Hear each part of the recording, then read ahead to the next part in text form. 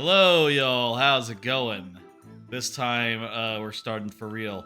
There was a bit of a false start there on account of sometimes OBS is screwy. Sometimes OBS is screwy. We are here a little earlier than normal. Couple hours earlier than normal on account of two things. One, it's a holiday, Martin Luther King Day, so I can start earlier than usual because I'm not working today. Got the day off, you see. And two, there's a whole there is a Pikmin 4 run at AGDQ, Awesome Games Done Quick, the speedrunning charity marathon that I very much like, and considering that Pikmin 4 was my runner-up game of the year last year, I want to see that run live, so we're starting it early. That's why, for people watching the VOD, it won't make a difference whether this started at, 5 o'clock or 8 o'clock, I suppose, but long story short, it's a little earlier tonight. Other things before we begin, two things right fast. PC issues. I've been having some PC issues with my PC, and they've been weird. It's been a lot of stuff like, not with necessarily like games or streaming, but with like just video playback and other normal things like web pages have been seeing like weird visual glitches. And I've been wondering if that's like a driver issue or if it's like a Windows 11 issue. And I looked at some reviews of the graphics card I got, and I saw one other review saying the same thing. So my thought is it's just the graphics card has some odd quirk to it that I have decided to just go ahead and return and replace with the exact same card and hope for the best. And if it still has issue, I guess I'll get a different graphics card. No big deal, really, just further updates in the new PC being a little wonky. But as far as streaming and gaming goes, it's golden, as far as I can tell, so, you don't have nothing to worry about tonight, unless I were to watch a YouTube video, in which case, or do some Chrome stuff, in which case, it could get screwy. Anyway, there's one other thing, which is that the next stream will be Friday. This is for simple reasons. My new job, is sort of going to be starting in earnest, really, this week. Last week was a bunch of training stuff where, it's low, it's training. It's like, it was like a bunch of all-day meetings and other things with other initiates, Not really the real deal. Not really like, in office a lot of those days, even, due to, like, not having the equipment to do it out of the office yet. All those meetings, Didn't have the headset. Apparently that only arrived, like, Friday evening, so I'm not gonna say anything more specific, but, anyway, with that, starting in earnest this week, I'm going to take some time and, focus more on that, I guess, before being sure if I can do a Thursday stream fresh off of work, I'll say, of course, I have done streams while having a job before, like for most of this channel's history, but I've been remote for all that time, so this is different. This is hybrid, so, maybe we'll have to reschedule the schedule around when I am at home. And honestly, my current thought is that I would like to do it like, do streams like the evening before I have a work from home day, because then, I can stay up a little later. I don't have to quite get up as early, as I don't have a commute, don't have to, rush breakfast or anything. I could even do the perhaps unwise thing of skipping breakfast until such time as things have cooled down, or, till around lunchtime, which I've sometimes done in the past, and probably should not. It's always good to get breakfast in. I say, technically, breakfast is overhyped, It's like a thing that we invented as a society, but, as like an American society specifically, But I do like breakfast, and I do believe it is good, so, you know, I would like to do that. Anyway, all that to say that the schedule is going to be a little different from here on out. You know, we'll see if I can slip in some extra streams, whatnot. But the plan right now is to just take a step back, take it easy, and you'll see me on Friday. Friday is going to be a work from home day for me, and, you know, that makes it easy to roll off work at 5, you know, and get ready for a stream at 6. That's, same as always, not hard.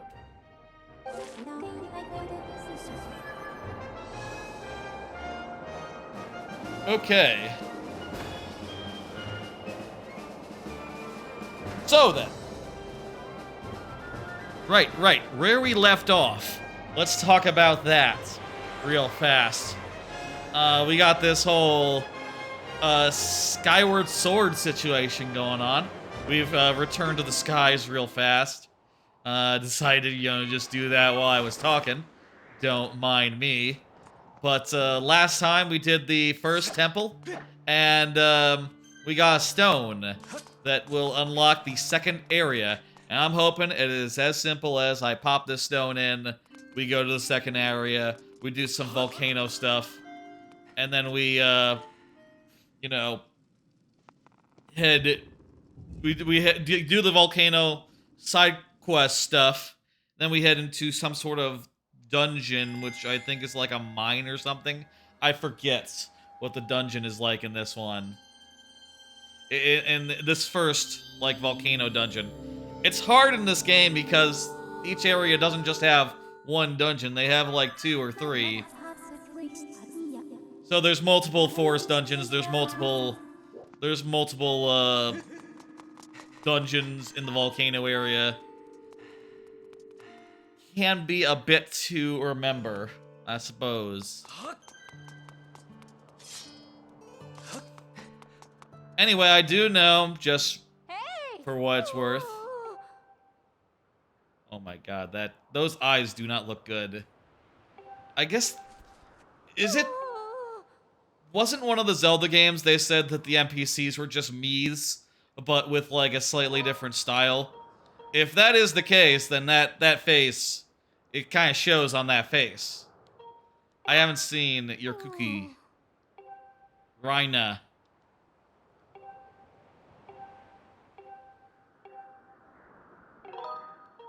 Nah, we're not gonna do that.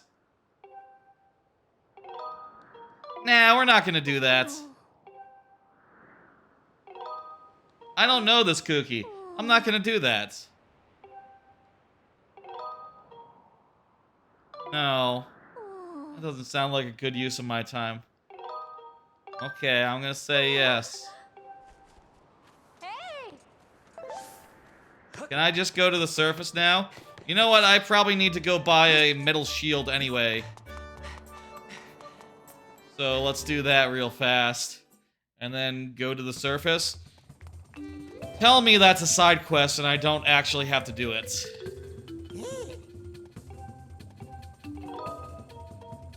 Yes, I need a metal shield. An iron shield that will not burst into flames. Unlike those other iron shields the other guys sell you, this one will not burst into flames. I see. Alright, that's cool.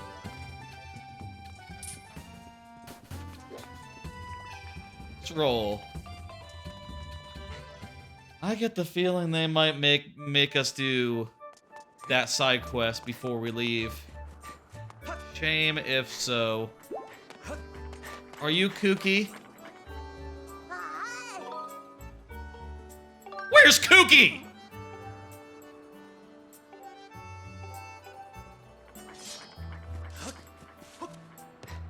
By the graveyard? Okay. So can I just fly away and go to the place, or is it gonna say like, hey, wait a minute, what about Kooky? What about Kooky?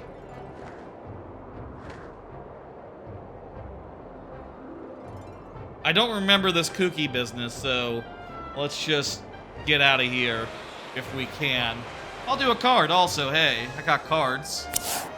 AGDQ 2024 started. That's fun. I'll say I have, like, you know, done my normal thing. I've looked over the schedule, figured out what runs I want to catch live, you know. Mostly during, like, the evening and such. Also figured out which ones I want to, like, drop a dono during. I'm gonna drop that by 1 decibel, the audio. I also figured out which runs I want to drop donos during. Already dropped a couple during DKC. I think it was just DKC yesterday. Though I did watch DK64 as well. And I watched Metroid Prime 2 Echoes earlier today as well. And did a dono during that. Yes, that's right. This is an active volcano, rich with the power of the Earth. It is the Earth Volcano.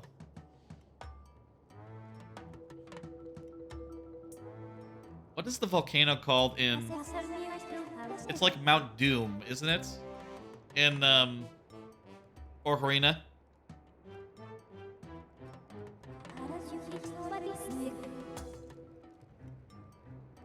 Yes, I will be careful with my wooden fabric.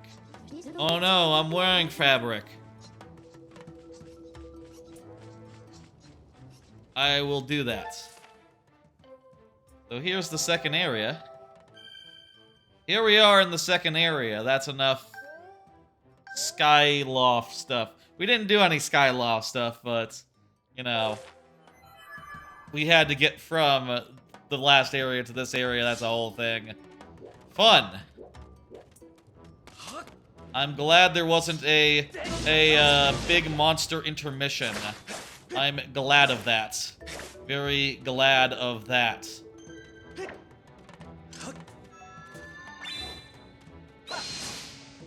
Anyway, AGDQ, I've been enjoying it so far.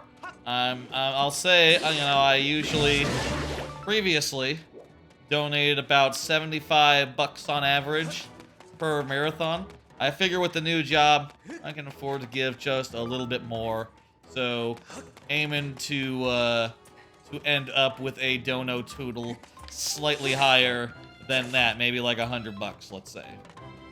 Let's just, say that, conservatively.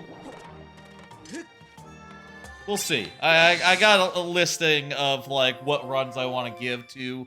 I am not sure, like, if I'll be able to, you know, time it properly. For some of them, it'll be, like, when I'm on the job, so I won't be able to watch, but at the very least, I can pull out my phone, maybe, and put in a dono when appropriate. That's important to me. Always appropriate to donate during the games that I allowed to see. I want to encourage the games that I love to show up. That is always my modus operandum thing I do when watching a GDQ. You gotta show your support for the games that you want to get into the marathon and you're glad got into the marathon. And you know, it's for a good cause as well. And maybe sometimes there's a bid war that is good, or a donation incentive that you want to see. Sometimes they're not though, and it's a little bit disconcerting. Like, oh, well, I don't know what to put my donation towards. I don't really care about any of the games that are being, like, donation incentived. Okay. In that case, just runner's choice, I suppose. Hey! You mess with our turf and you're gonna pay? Yeah, I'm not one of the goblins. Yo. Funny voice. That's a lead. That's Cobal. Okay, I'll keep that in mind. I'll probably kill those guys if I run across it. If I run across them. Most of the bad guys here are red, or like fire-colored, so, you know, it's not, I guess, immediately clear who they're talking about. They're talking about goblins, though, not necessarily like the fire bats. Presumably, these guys are native. Well, actually, I don't know. They got their skulls here. Macabre skulls, so how can they be foreign to this area if their skulls, you know, adorn,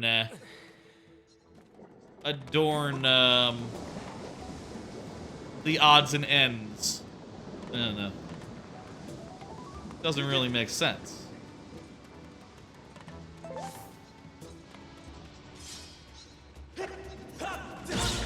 Anyway, one other piece of, like, news out this weekend.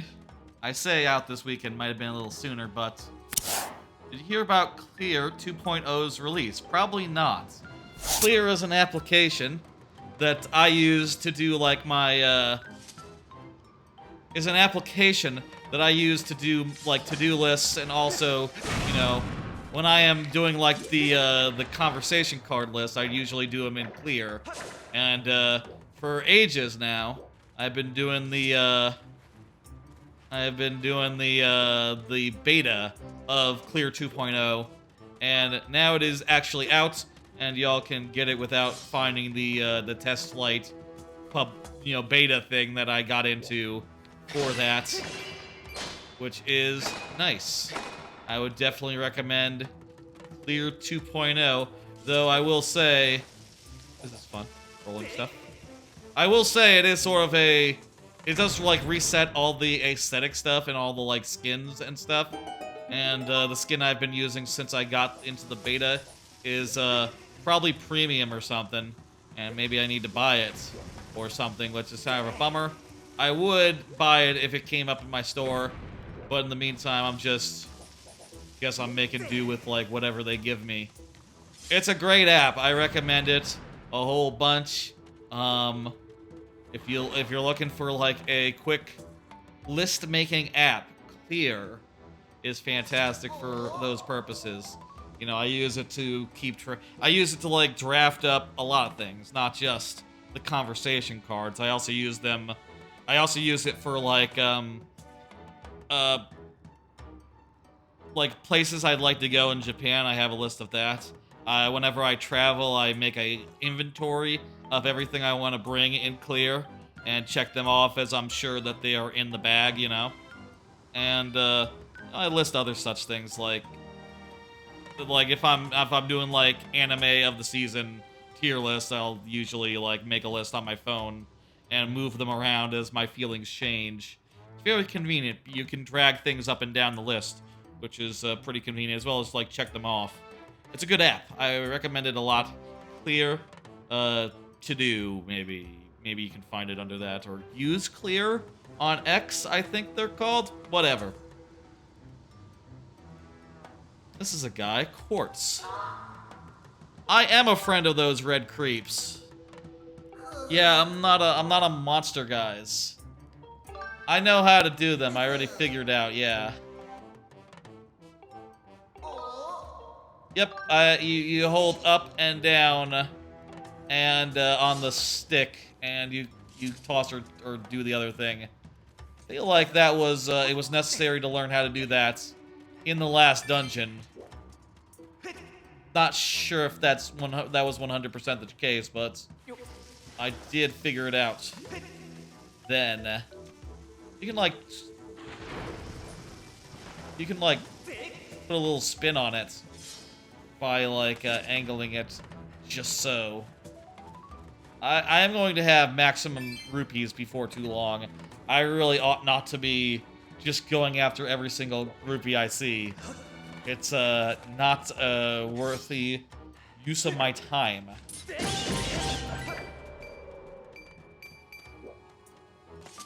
Ignoring it.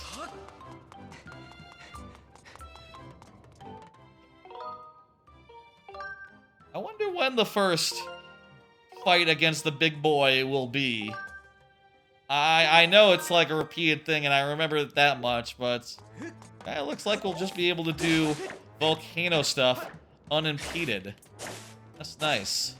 I say that, it's unclear right now where we're going, other than generally forward.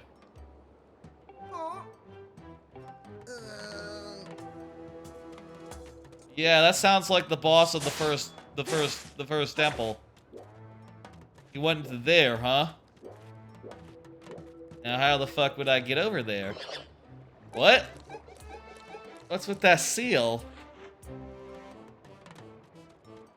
Can I, like, roll a skull or something into that hole?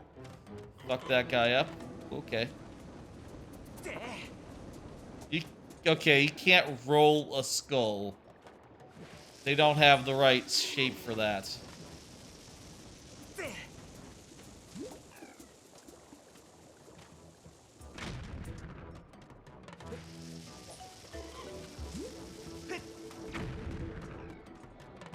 Guess let's step back.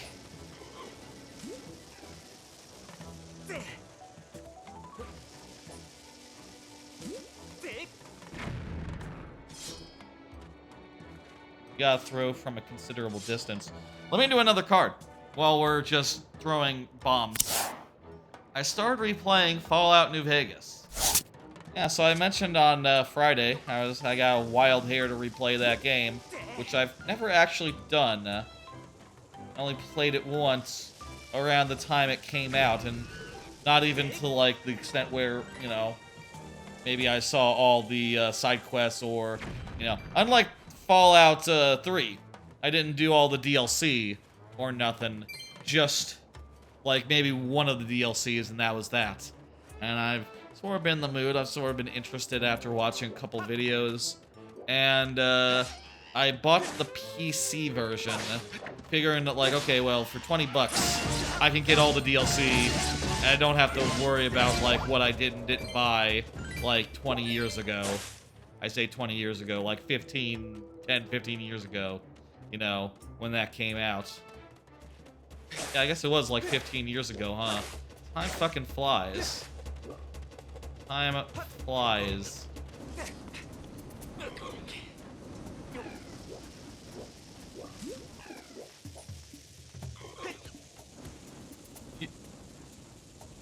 So I got that, started it up. I'll say I didn't necessarily get any mods. Beginning to believe that I should, on account of it has crashed like 3 or 4 times, sometimes losing like a whole hell of a lot of data, you know, a whole hell of a lot of progress. And when a lot of that early game is like walking, you know, for really circuitous routes, it really kind of sucks to lose all that progress and have to, you know, find yourself back at Prim and going like, oh my god, I just walked like for 30 minutes here trying to get around the Deathclaw situation, and now I'm back here and shit. Really fucking slow start to that game, you know. I'll say, like, I've seen a lot of critiques of Fallout 3 and a lot of praise of Fallout New Vegas last, you know, recently, having watched, like, say, H-Bomber Guy's positive video on New Vegas and his negative video on Fallout 3. And I'll say, one thing that you can say for Fallout 3 is that the main town, the one that you want to spend a lot of your time in, right outside the first area. You know, you just get right out into it, and oh hey, there's there you go. It's Megaton. It's the main town. Versus like New Vegas, the Strip is like hours of walking away, and you know, you're going to have to find a very circuitous route, or else you're going to have to just, you know, try to slip past all the dangers of the world. You know, like, Deathclaws and all that. Which, you know, I actually ended up doing. I ended up, like, slipping past the Deathclaws as the way, to get where I was going, you know? And then I found out that I needed 2,000 caps to get into the Strip, which, you know, I, stopped playing at that point. I need to get, like, the mods that make it so that it stops crashing. That's what I need to do right now, because it crashes way too much. I don't remember if the Xbox 360 version crashed half or anywhere near as much as this, but oh, it's a problem. It's not good. That version, I suppose.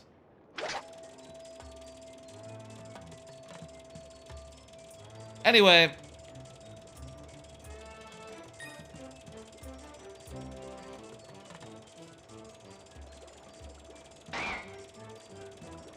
Anyway, I've been going through it, starting. I'm still very, very, very early, as you can tell. I feel like that game takes a while to get started up. I'm very curious about the DLCs that I never played, but hopefully they're cool. The DLCs of Fallout 3, I feel like it is a underappreciated part of them. Like I said, I saw a lot of criticism of Fallout 3, but one thing that is worth noting of Fallout 3, I pretty much think, and maybe except for the last DLC, all 5 of those DLC packs were extraordinarily good. It is probably, in my living memory, the game that has benefited the most from, like, standalone expansions in that style. Compared to maybe there's modern games that get, like, ever expansions that keep on expanding year over year, but that game got 5 really good expansions, and, that was that. Hey, where are we going? Where are we going? Where are we going?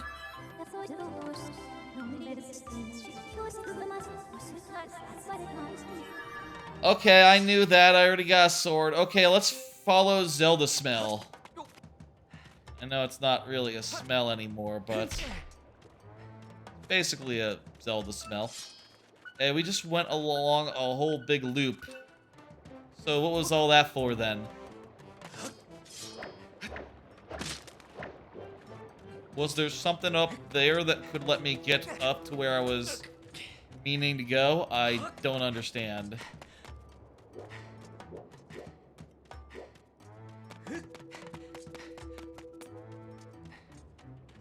Wouldn't mind doing a, like, check-in stream at some point. Like, oh, here's where I met with, New Vegas, something like that.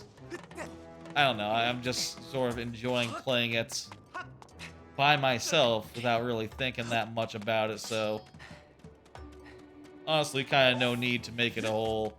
Not everything needs to be content. But it could be content. I don't know.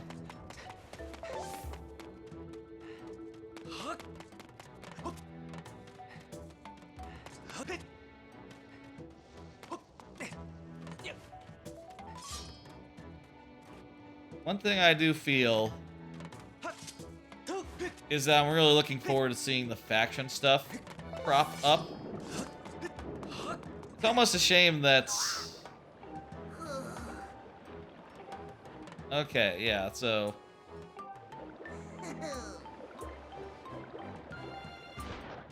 Okay, we need to undo those plugs. That's what we need to do.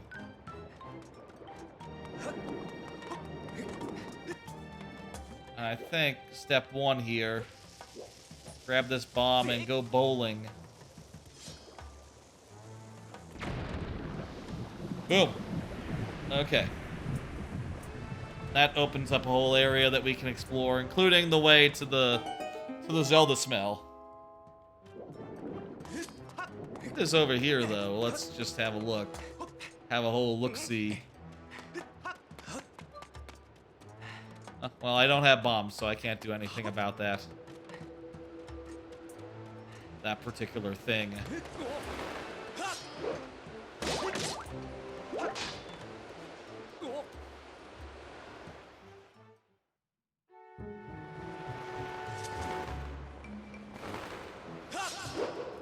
Okay. We went into a hole. This hole smells of Zelda, so that's good. We're in a hole.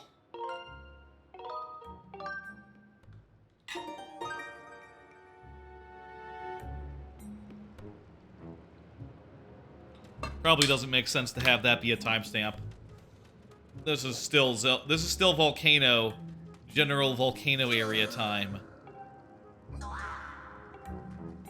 The part before the dungeon. I'm gonna go pick a fight with these guys because they need to get out of here. And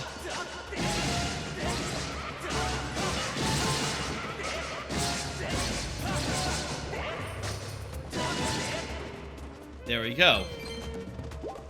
It's as simple as flicking the controller in directions randomly, and eventually you hit them.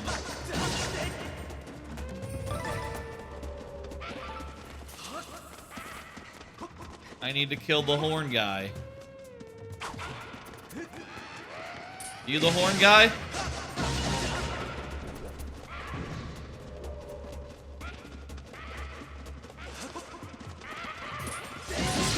Now that their horn guy is dead, they don't know that the rest of them are dead. They can't reinforce this area, you see. Doesn't that make sense? This guy's gonna give us an item. Give me a way forward. Rubies are fine. I only can carry so many of them. Digging mitts. There we go. Cool. Yeah.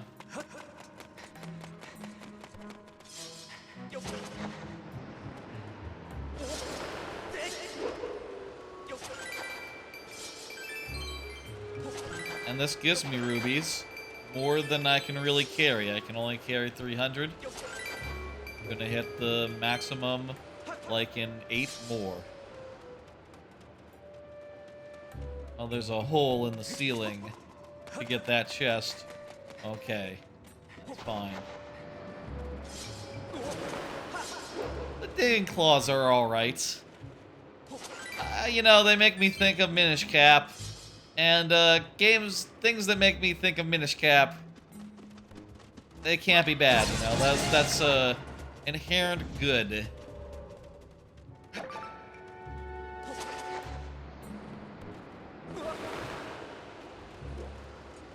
Let me make sure that there's nothing over here before I head up.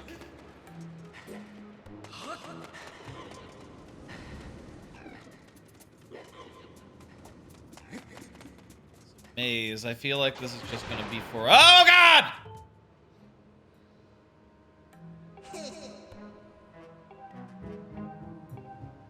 Yeah, that's right. I can't help but dig.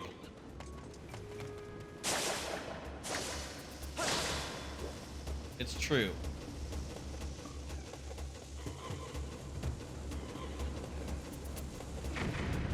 Those things take a while to explode. I guess it's good, because then you've got time to aim them. Get to a point where, oh, jeez.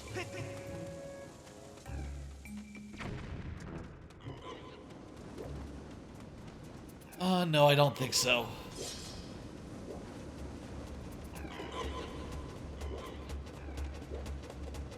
Is there just a way to walk through this? Yes.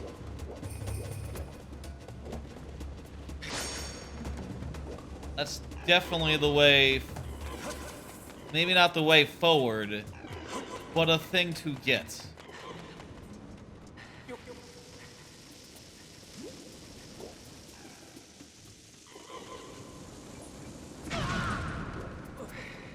Bleh.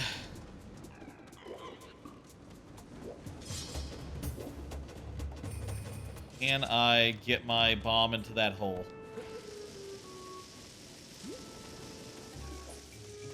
These were, you know... Oh. That worked. How about another card? Been playing Pikmin 4. Nearly done. Night missions aside. Yeah, so I've been replaying Pikmin 4 the last few weeks. After, you know... originally as part of Game of the Year recap. And then later that, you know, it's a goddamn good game and I really enjoyed to replay it in full. Got, like, nothing out of that. I know this. I know this. sword.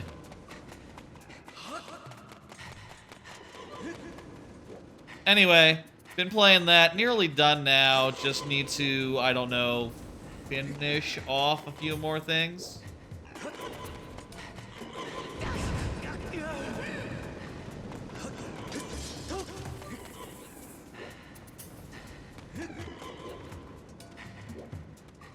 Well, I guess there's no way around this except for doing the bomb on these guys. Well, that's... Oh.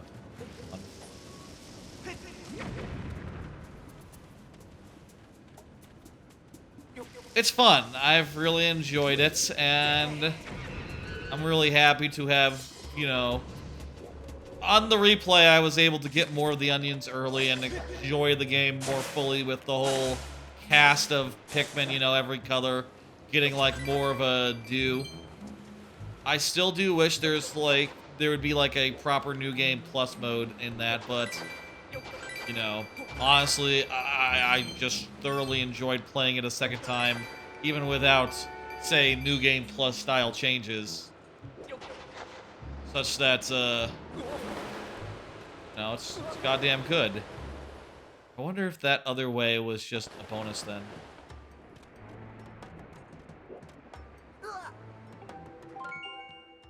Guy dressed in black went over there. Okay.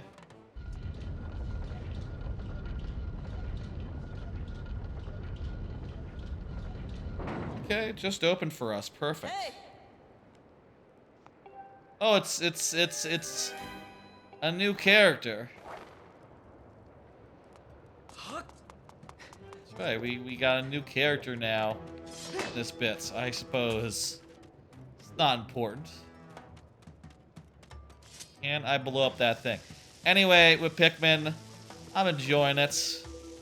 I will say I don't know that I'm necessarily going to do every one of the night missions again. Maybe I should have spaced those out more as I was going, but yeah. I enjoyed doing the rest of the game so much. The night missions are a good change of pace, but maybe a little awkward to do all at once at the end. I'll say, like, towards the end, I was thinking, like, oh man, maybe I'll have, like, this done in fewer days than the first time. And then I realized, like, oh shit, I haven't done, like, 12 night missions. Or 20 night missions. Those all do a day each. Okay. Yeah, it's gonna be way over what I spent the first time, isn't it? Eh. Whatever. Very curious to see that speedrun. Though it is, like, only going up to the first ending. That speedrun at GDQ. I feel like... Probably should have, like, a category that's, like, you know, do the other two worlds too, or you know, I'd love to see the side mode get a whole run, a whole one of those.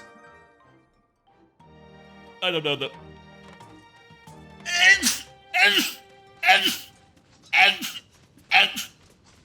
There's tons of future GDQs. I'm sure it'll get featured. You know, all the other grunge will get featured in time.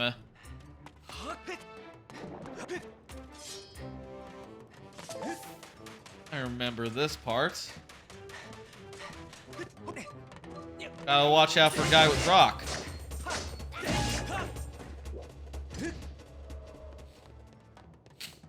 Another card. Of course, Marvel Snap, ongoing. Still playing that every day. I've been trying out some other decks. I tried out a deck that was just all, like, tech cards, you know, all counters. That worked okay, but I was only able to make it to level 90, to rank 90, after just deciding to go with you know, a Lockjaw Thanos deck with the blob in it, you know, which seems to be the way if you want to win. There's that that blob deck I've been playing. Also has some move cards, you know, with like Shadow King, Polaris, that package. Why? Because I thought that package looked like fun, and I want to play some fun cards. I don't want to just play Thanos and the Blob all day.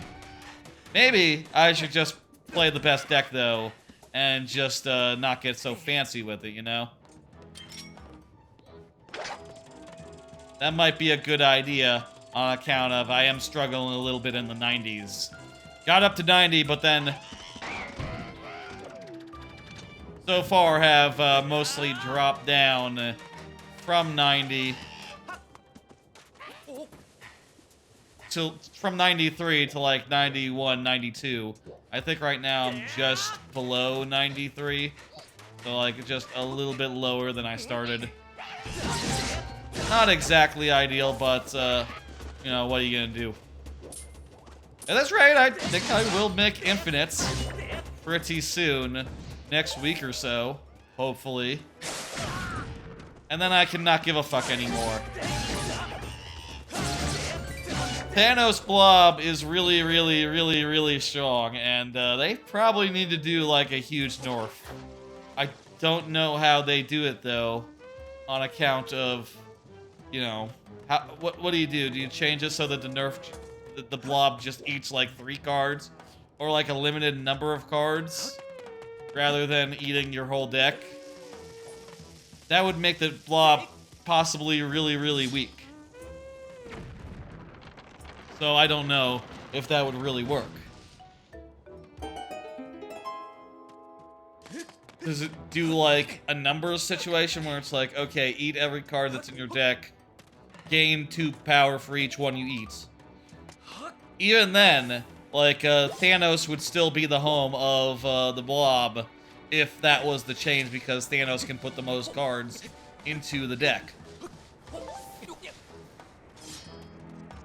I don't know what they'll do, but something's gotta be done. The blob is, absurd. Better than Infant Hot. And, with more upsides than drawbacks. You know?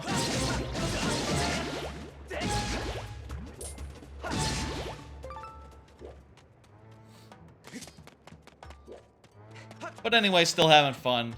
It's still good. I still love that game. Yeah, yeah, yeah. Eat shit, guy. You also need to eat shit. Should have had a projectile weapon. Wait, I have a slingshot, don't I? That's right, I do. Right, I have a slingshot in addition to the... In addition to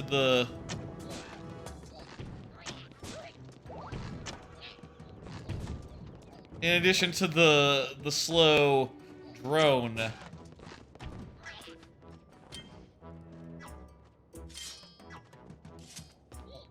That'll do. Oh, god damn it. No, that's fine.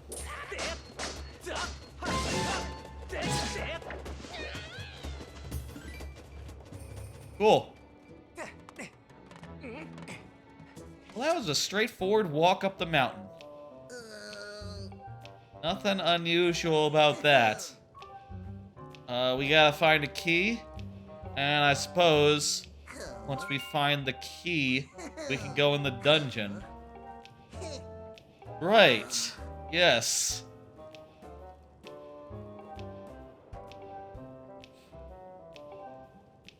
They're just gonna dig their way in, but we need to, you know, find the key. Zelda! Yes! Okay, cool. We can douse up the key bits. This is a slime. Key hunt. Key hunt. Let's do it. We're gonna hunt for a key now, and that'll be fun. You know, we've done, like, traveling through Volcano Land.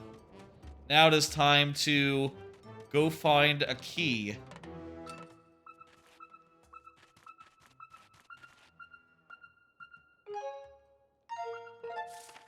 Just feel like you can just triangulate.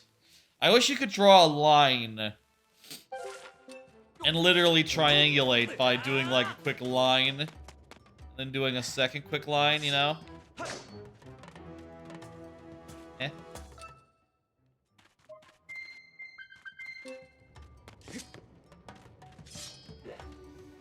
Oh, I need to knock this over. Need to knock this over.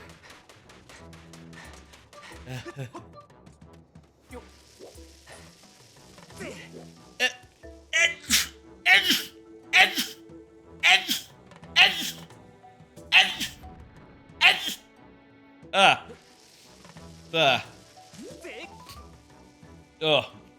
A little bit congested, I guess. I don't know. Easy. Alright, there we go. I get it. I see it.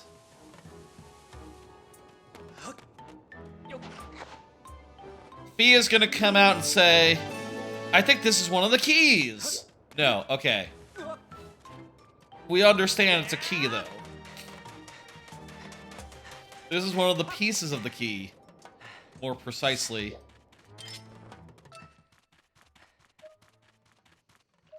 What's this do?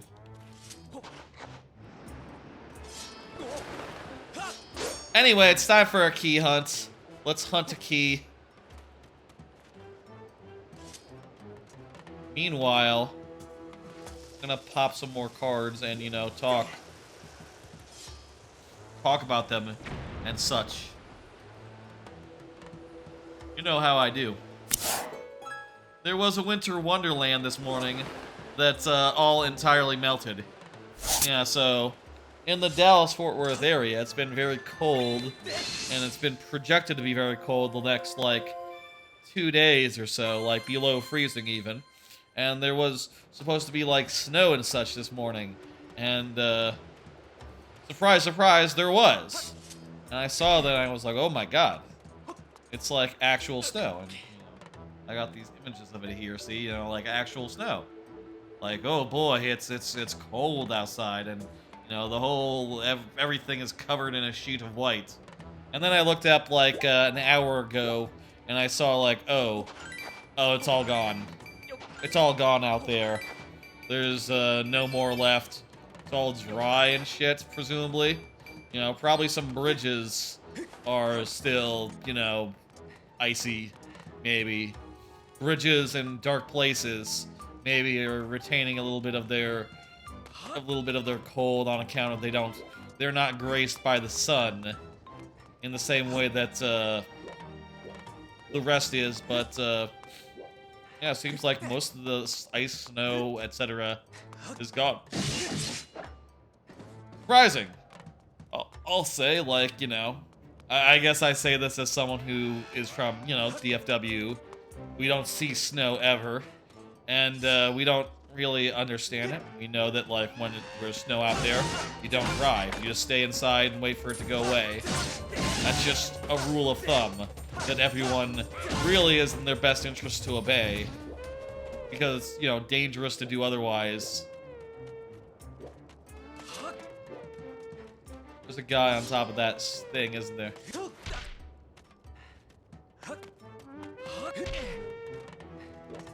Is there a bomb I can blow it up with? Anyway. Seems like the snow situation has come and passed. You know, any preparation has been unnecessary, but still good policy. Honestly, I could go out and get some Whataburger tonight if I really wanted to right now. I mean, that said, probably still be careful at night. I don't know anything about this whole snow thing. Maybe there are still patches out there that have somehow worn on, you know? Hidden, where no one suspects. Anyway. I heard that there might have been some power stuff going on, but I didn't have any of them. My power was fine throughout the whole, like, freezing over bit, the hard freeze, as it were. And, you know, doesn't look like we'll be trapped anyway, so if there is power situations, I'll be able to leave and go somewhere else where there is not a power situation. Which is nice. That's a good thing. when you can leave.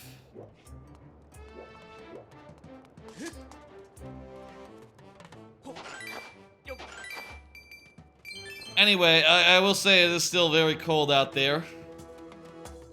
And the level of snow that we did get is still novel, but it's all gone now, so really there's not much to say further. I'm glad I, like, this morning went out for 5 minutes and, like, walked around in it and went, ooh, get some quick pictures. That was a good idea considering how fast it all went away.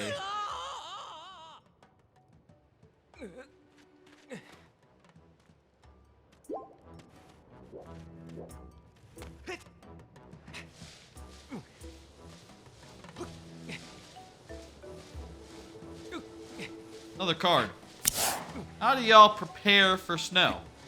I'll say as someone who lived through like the blackout craze of like a couple years ago where, you know, there was a really bad snow week and there was like no power for like 3-4 days. As a result, you know, I tend to be a little cautious around snow days, and I think like most other people did too. I heard there was sort of a run on some groceries during this whole situation, which you know, makes sense. Personally, I learned a lot when the power was out for like 3 days, insofar as like you know, it's important to buy things that don't spoil when the fridges go offline, you know. And as a result, whenever there's a fire situation, or sorry, whenever, jeez, I'm saying what I'm seeing. Whenever there's a ice situation, I buy cereal, because cereal, you know, is not something I usually eat, but it doesn't go bad, and you can eat it dry if you need to. You know, in a pinch, cereal is pretty good in a rolling blackout situation. Whenever I get, like, a place of my own, I would love to get, like, one of those, yeah, I think some people have, in some cases, like, literal batteries that they just use, you know, as, like, a backup for momentary interruptions and stuff. Yeah, I want to have, like, one of those in my wall. Just always, you know, min-maxing things. If there is some amount of, like, oh, you know, buy energy at this time, sell it back at this other time where the supplies are, you know, the demand is different. That'd be cool as well, but mostly I would just want to cover, like, blackouts of any period. You know, of any time. I think I can get through that wall if I go throw a bomb or something.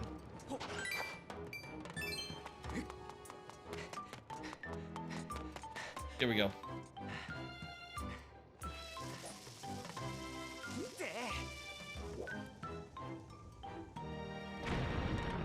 Beautiful. Is that one of them? Let me see. Yeah. If ever I were to get a house, like, having, like, backup power, I think, would be essential. You know, especially in the world as it is. Things aren't getting better. You know. There's gonna be more blackouts in the years to come. More crises of similar make. You know. You gotta be pragmatic when it comes to that stuff and just be prepared for, you know, for things to go bad. Fruits are another thing. You can have fruits even if it's, no matter the weather, you know? Where are we going next?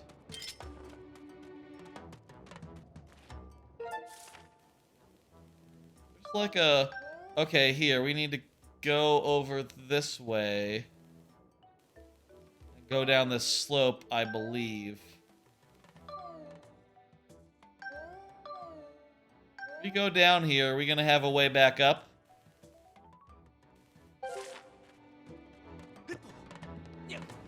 I think we will. I think that unlocks when you go down. Anyway, That's the ice situation. Looks like it's gonna be 100% fine from here on out. Happy about that. No, it's a good thing to not have to worry about blackouts and the like. She's gonna say it's really hot in there.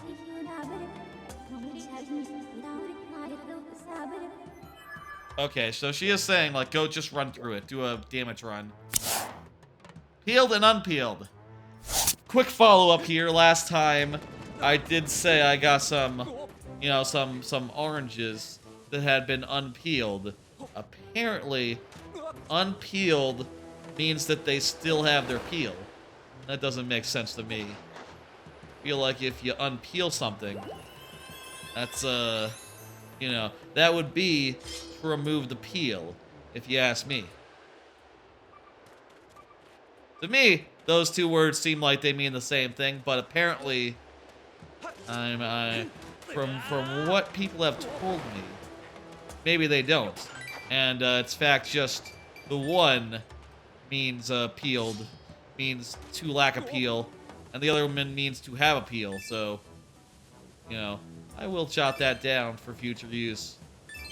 That said, it definitely makes sense in my head that they would be... You think, like, unpeeled would mean to remove the peel, like, de-peel. Same sense. I don't know. Words are strange sometimes.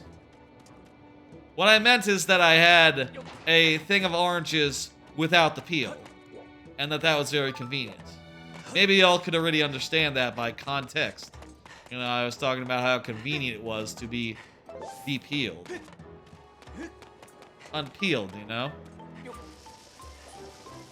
I swear, don't people sometimes... Isn't it a thing people say, like, to unpeel a banana? Or do they say to peel a banana? I don't know, I don't eat bananas, so I can't really talk to it.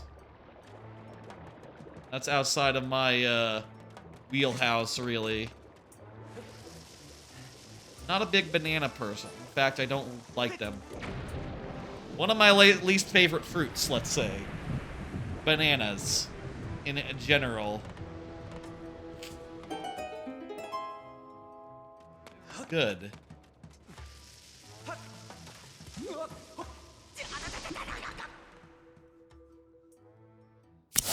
Finally, on the last food-related note here, on an anime this week, I heard about a thing called a hot spring egg, which apparently is like when you cook like a hot spring, or cook like an egg in a hot spring just by like placing it in really hot water and just waiting, in a similar manner to like sous vide cooking, you know? Very good. There's another one. In a similar manner to, like, sous vide cooking. And, heard about that, and I said, oh, I'd like to try that. I mean, I don't have, like, the soy sauce and whatever other sauce you use on it traditionally, but, you know, I could just do that as, like, a regular egg, and, that'd be fine. It's probably right there, isn't it? Where's my thing? Take that. Place it right there.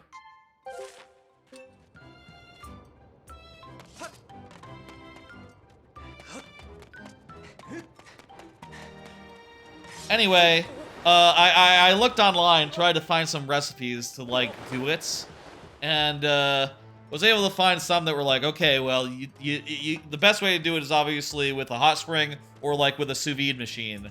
Or maybe with a rice cooker.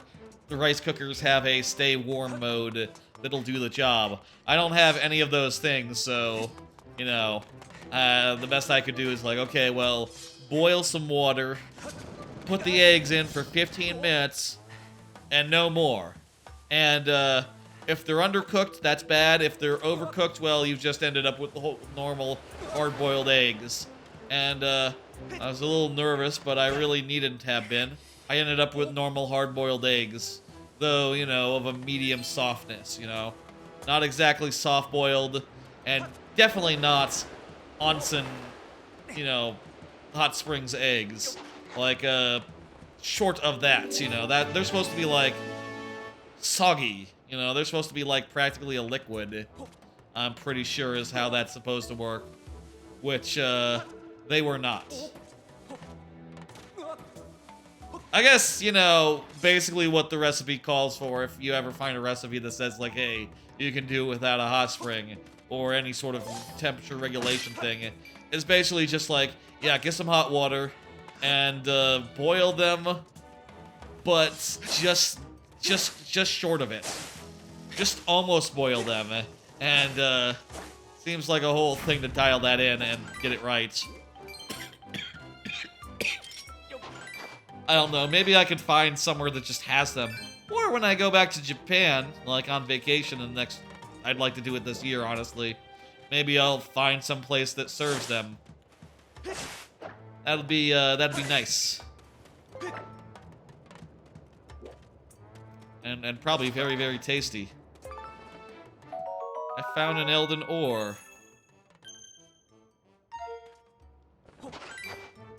All this stuff is for, like, crafting, but in a way that's more about upgrading your limited set of items and weapons, which, you know, less important, I'll say.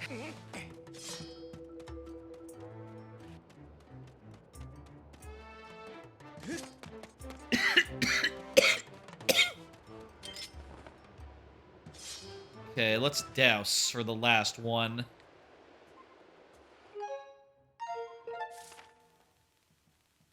Hang on. It's this way.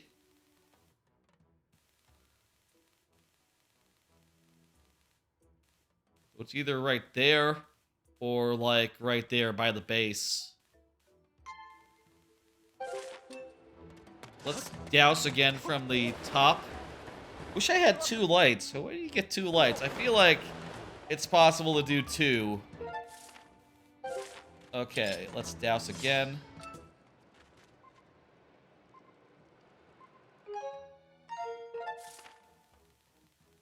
Oh, it's over in this direction, so... like here, I guess?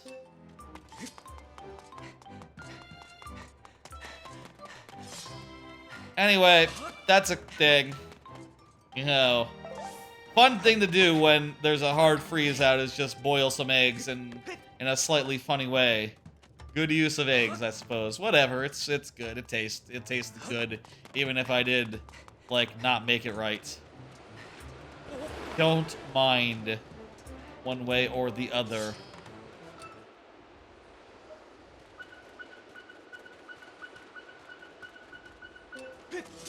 Oh wow, it's just right outside the thing.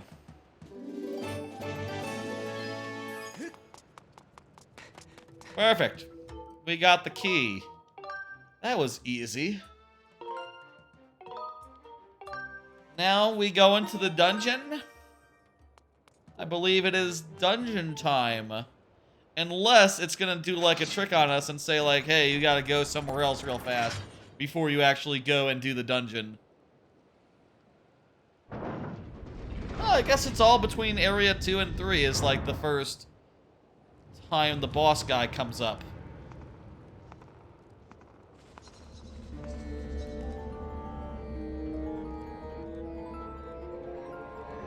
Confirm to me that we are dungeoning.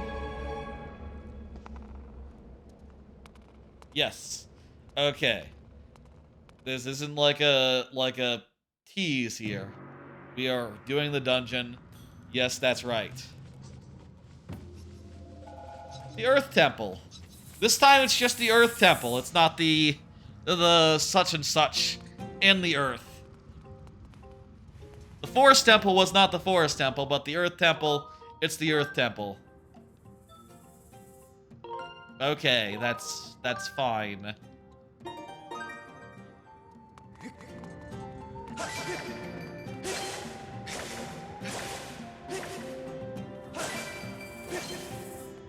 Elephants. I guess they always need to have one temple. Maybe that's just like called an earth or a wind or a fire temple. You know, not messing around with names, weird names. Well, it depends. Depends.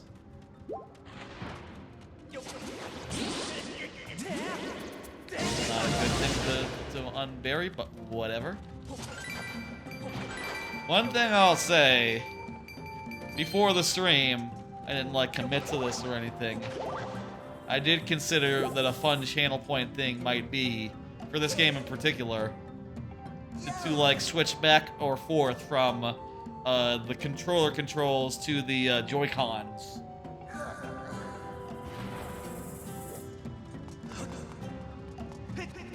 You know, the motion controls.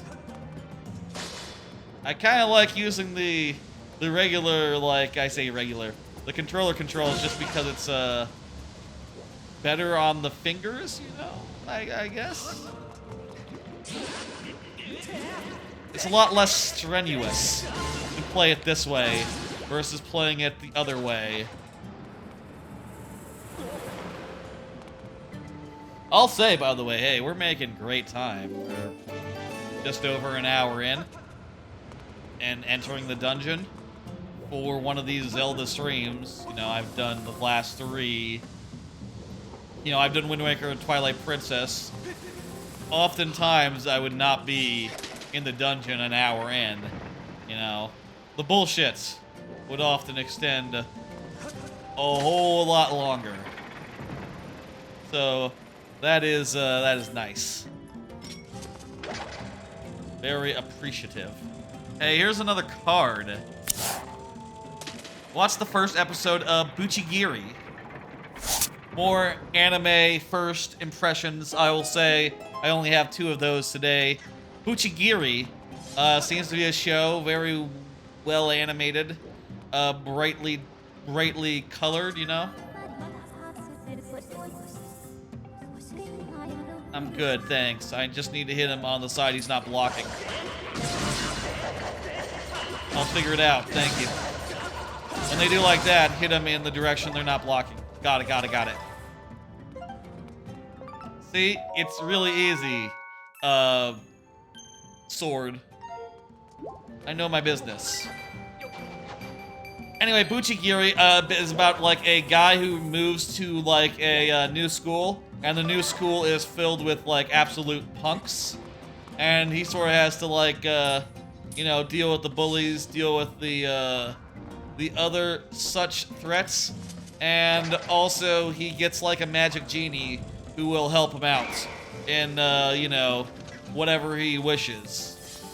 And will help him, like, do some fighting and something, it would seem, which seems pretty cool. I'll say Buchigiri, I'm really impressed by the first episode. It has a lot of really good energy to it. All the characters are really likable. I like, you know, the main character is really, well done. As is the ridiculous environment of just a school full of miscreants. You know, that is just a fun place, that is just a fun setting for a thing. You know, it's always fun to see miscreants, ruffians, chewing the scenery, you know, getting all aggro all the time. Also, there's, like, a really big, huge guy who is super nice, as, like, by contrast. And he's just a really nice guy, which is very funny, considering he's apparently, like, the toughest guy, you know, who all the punks kind of low-key fear, which is very funny as a thing. I'm really impressed with Buchigiri so far. Seems like a damn good show. Definitely will be sticking with it. Yeah. One other anime what I saw is Meiji Gekken 1874, which is sort of a period piece. Reminds me a lot of Like a Dragon Ishin, and it's just like a period piece set in, like, just post-war time, and there's a lot of scenes of, like, characters. There's a lot of really charged scenes of characters just, like, you know, feeling each other up, psyching each other out, you know, a lot of games of, like, pressure, you know, and such things. Like Yakuza, like a Dragon, it makes me think of, like, some real good high tension, you know.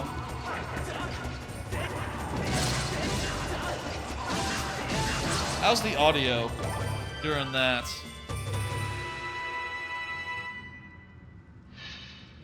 Let's take it down to 20. How about? Let's take it down a scotch lower. Anyway, AGDQ seems like a really cool period piece. The action is very, like, visceral, very impactful, and, you know, very bloody in a way that is, like, that comes across well, I'll say. That makes you go like, oh, wow, okay, shit. Makes it feel weighty in a fun way whenever things do pop off. And, you know, like I said, it builds a lot of tension before things do, so you really, like, get drawn in as it does its shit. No idea.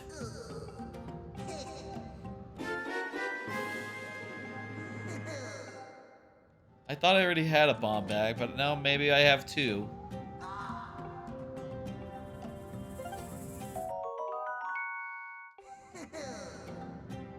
I can fill up with these bomb plants, right? That's how this works. Novel thing to be able to just, like, yep, pocket bomb plants just like that. I think that's very cool. Kind of Tears of the Kingdom-y a little bit. In that game, you're also, you know, finding bomb plants and pocketing them. Except they don't immediately regrow, making it trivial. Like,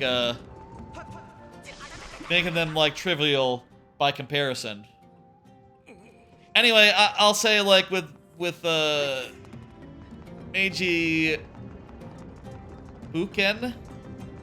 Whatever, I'm really enjoying it as well. I'm really impressed by the first episode, and I think it does a great job with both its stakes, with its action, and also it does have a very fun setting. It's more than just a, you know, it's more than just a period piece. It's a little bit amped up. It's a little bit like, you know, there's some ridiculous stuff there.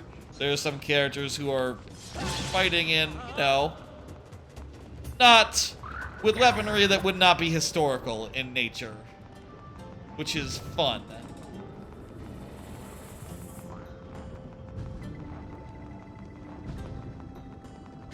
Jump down over here into a Saveroo. Last anime-related note here. Again, only had 2 of them to watch. 2 new ones. There was one last simulcast anime to try out. Technically, its first episode did air last week, but no one had licensed it. And it turned out to be very much not like the anime that it was marketing itself as, but was, by surprise, like a throwback to, like, the... 80s mecha anime, basically, which people are much more into than what it first appeared as, which is like a straight-laced military show. Anyway, it got licensed by Crunchyroll a little late, and they said, like, okay, well, the first 2 episodes are going to be on the site in, like, 2 days, when, you know, they would otherwise air. My health is a little low. Oops. Looking forward to checking that out. Seems really promising.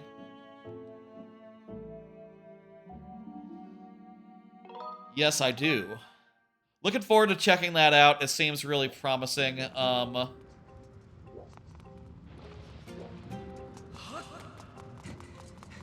And from folks who have seen it, they seem to be pretty goddamn pleased about it so far. And I suspect I'll like it as well. You know, I'll say, like, as a rule, I kind of like more modern anime. But, you know, mecha anime is fun.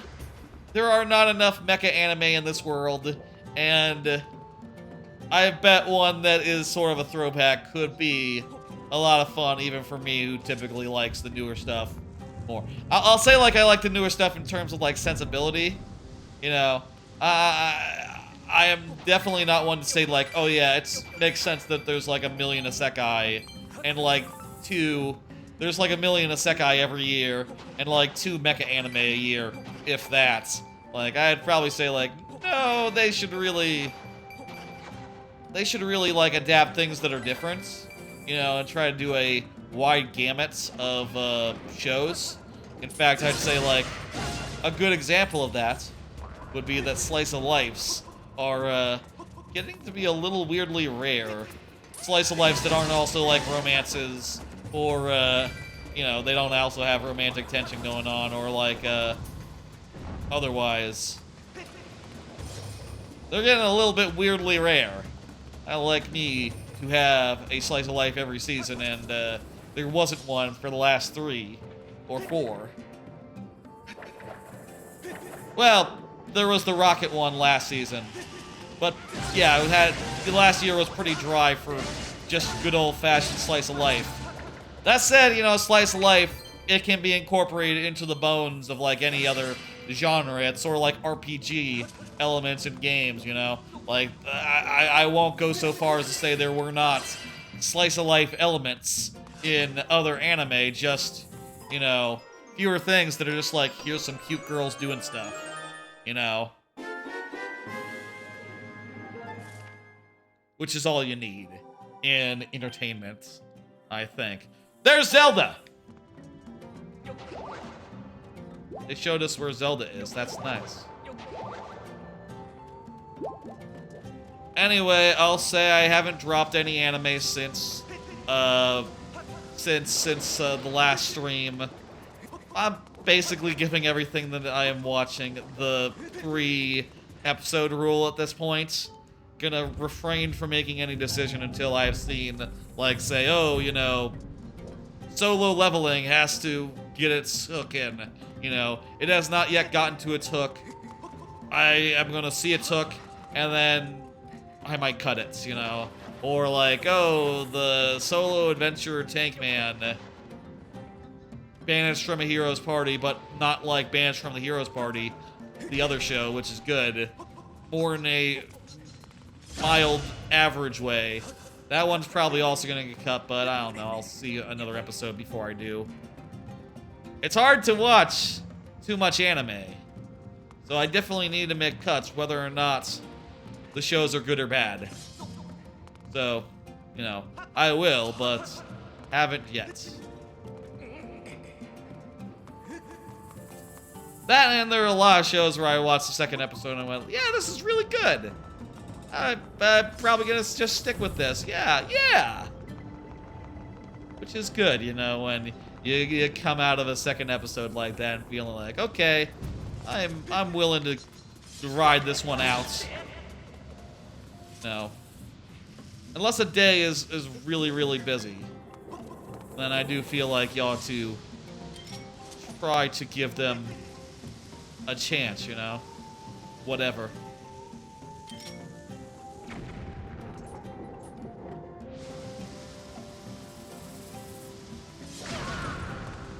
There we go.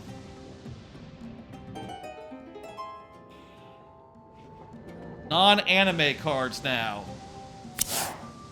Still clipping older streams, many to do. Yeah, so as I've said on previous occasions, I am always going through old streams and trying to clip out any, like, really good moments. And I'm really, really, really behind on it, so I'm, like, literally far enough where I've had to archive and, like, highlight a bunch of streams just so they don't, you know, leave Twitch and I can no longer, you know... Of course, they are archived on YouTube, but I do the clipping on Twitch. It's a whole thing. Anyway, so I've just been going through that slowly and, you know, unprivating them just long enough to clip up anything that's cool. And I'll say, like, I have my work ahead of me. I got so much to do. I'm pretty fucking behind, and I feel like the thing that's, like, gonna make this especially hard is like, man, yeah, there's been a lot of big streams in the last 2 months. The next stream I have to clip up, and just going in chronological order anyway, is the streamiversary from November. And after that, there were like 2 Extra Life streams, 2 Game of the Year streams. Well, 2 streams that were like 10, 12 hours long, you know. There was also a 3rd Extra Life stream, but that one was like 4 hours long, you know. Point is, it's kind of a lot, and it's also kind of just, you know, work. So it takes time to do, to comb through a video and find any cool moments that are worth pulling out there. And after I do it, I'm tired, and I'm like, okay, I'm done. I need to watch anime now. So as a result, it's hard to just do like 3 videos in a row or something that would be necessary to catch up, let's say. That said, you know, hey, I'm gonna be slowing down the pace of streams, and I'm hoping in this time to try to clip up, continue the pace of clipping while I am, you know, not streaming as much. And hopefully by the time, within like a month or so, maybe we'll be up to date rather than really, really, really behind.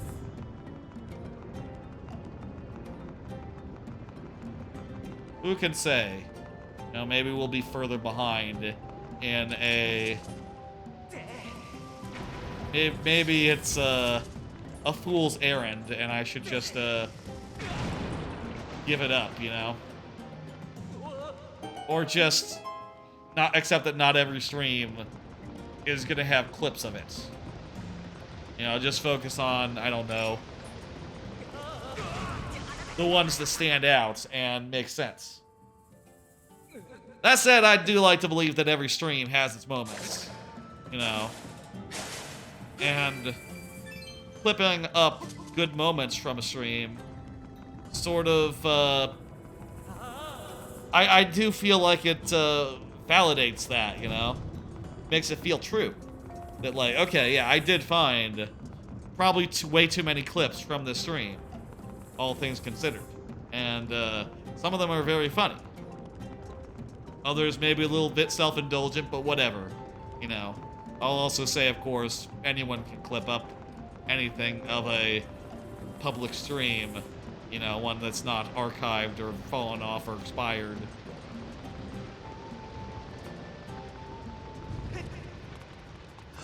One thing, though, is that when it comes to clipping, one of the more annoying things I think about Twitch is that if you're clipping from a VOD, you can't change the game. If a VOD had like 3 games in it, the game that's on the clip isn't going to match necessarily, unless you're the person who created the VOD, in which case you can change the game and then, you know, continue clipping accordingly. And that's what I do. The whole process. One day, once that is complete, once we are up to date, I'll do like a clip shout-out thing where I can show a clip, random clip from my channel or from anyone else's channel. And also probably during like startup and such, you know, when we're starting up the stream. Well, maybe not startup, but like during breaks. It would make sense to play like random clips from the channel. And I suppose that would replace like the break screen. Which would be maybe a bit of a shame. I do like the break screen just as much as I like the starting soon screen, but you know, we see it a lot less anyway, so it's not really the biggest loss. And I think it is well understood that like, okay, yeah, it's seen enough screen time, you know. I've gotten my usage out of the break screen, I would probably say.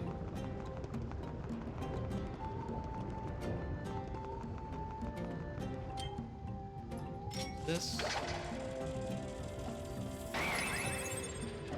Here's another card. Upcoming playthroughs. Now, I'll say right now, my plans don't go any farther than just like 3 playthroughs, right? I want to finish this one, which, you know, completes the set of like of Wind Waker HD, Twilight Princess HD, Skyward Sword HD. You know, the 3 HD Zeldas remix. Anyway, the 3DS games aside. Want to do all of those. Then, finish this one, right? Then I'll finish the last StarCraft 2 campaign, completing that set, and completing that whole endeavor, which we've been at for probably too long, you know.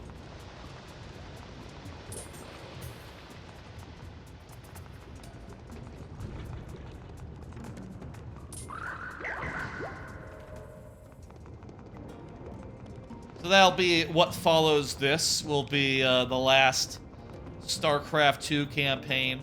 Will be nice to do that one, especially now that I have a new PC that is very, very strong and not weak at all like the last one was. It won't have struggles.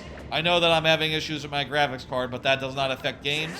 That has not affected gaming or streaming, so... Also, I'll have it replaced by the time of the playthrough, so, you know, it'll be cool. It'll be good. Eat shit, guy.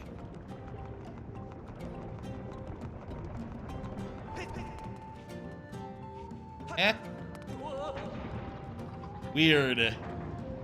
It had stopped before it all went in. It's funny. Let's kick this guy's ass.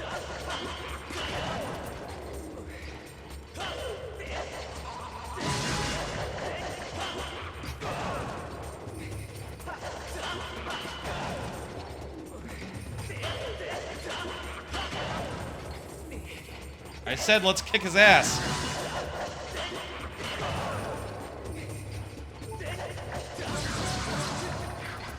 There we go. That's an ass kicking, as promised. I do like how you can just run up walls in this one. Like it's a step towards what Breath of the Wild and Tears of the Kingdom would do, which is just let you jump and climb, you know, which it does make sense for Link to be able to do. But it's cool, is all. Anyway, after that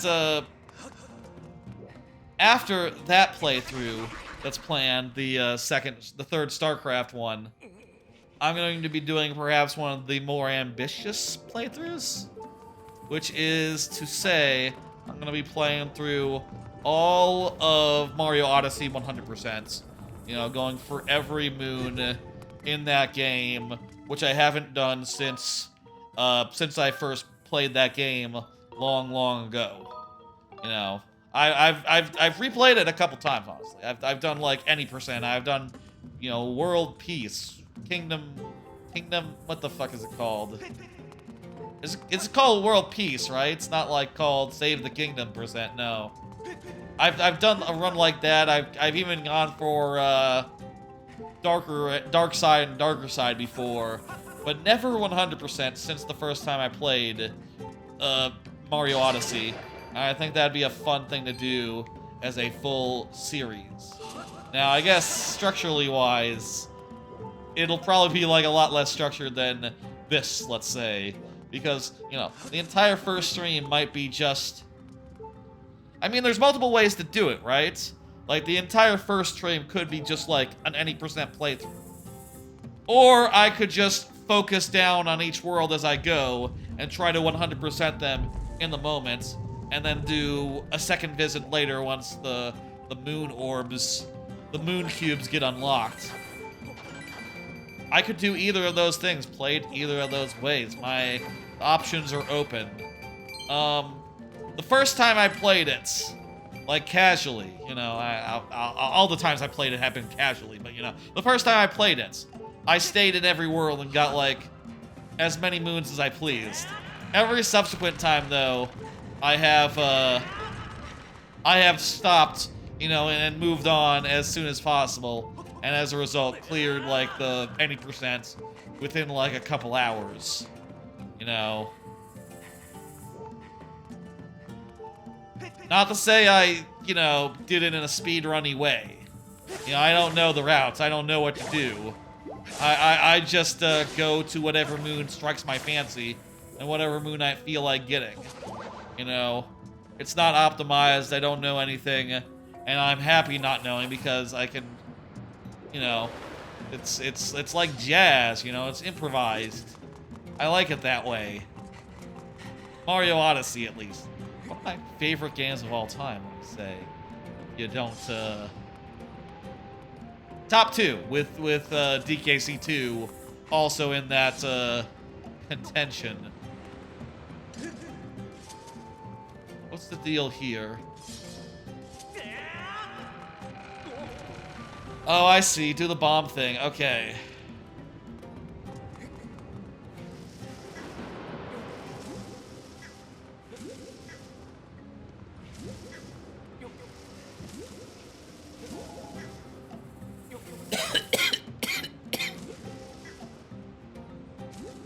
Anyway, that'll be what'll be coming up in the future.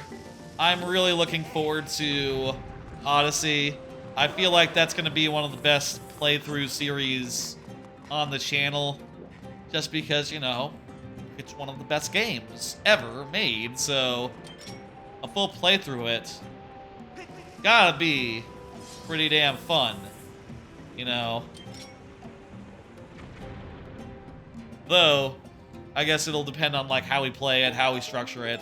Like, is it just gonna be very loosey-goosey, or am I gonna just, like, go area by area, you know? Really, it's all up to us and me, and I do like to play it by ear, if possible. I imagine there'll be, like, a whole section at the end where we just grind for coins. Because at the end, you just need to buy the rest of the stuff. Unless, with those Luigi changes, where they added, like, a whole Luigi thing. Unless that introduced a better way of doing that, which, hey, maybe it did. Wouldn't that be nice if that were the case? And you didn't have to, like, do, you know, grinding for a while. I'm not sure what the best way to grind is, consider nowadays. Back in the day, I grinded the, it was like a beanstalk bonus in Bowser's Kingdom. Beanstalk bonus in Bowser's Kingdom, where you got, like, one of those little flowers that made you dash. I grinded that one over and over and over and over again. That was how I did, the grinding in Mario Odyssey. We'll see how that all goes. Maybe we can collect coins and grind that all out while we're doing other stuff. You know, I guess the question is, do we want to start buying, like, a bunch of moons, like, early on, or do we want to wait until we get 900 and then start buying, like, all the extra moons? Probably wait, because I don't want to, like, lose count or anything of the proper actual moons, you know? I probably want to get to the amount of moons that are in there and then start going up from there.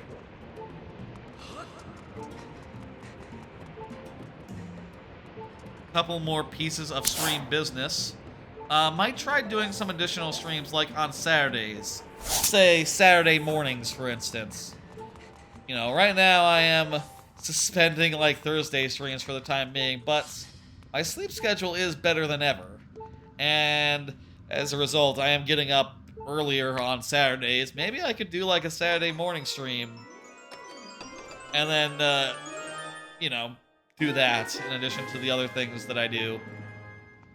I'm not sure if I have, let's say, you know, possible if I have a really good idea for it. I'll also say I'm thinking about maybe, like, these streams might move to Tuesday. And it is also a possibility, let's say, maybe as of next week. We'll see. We'll see how I feel come next week. But, you know, possible schedule changes and, you know, while not having a flex stream, a variety night every week, maybe if I have a really good idea, I'll slip one in for the fun of it, you know?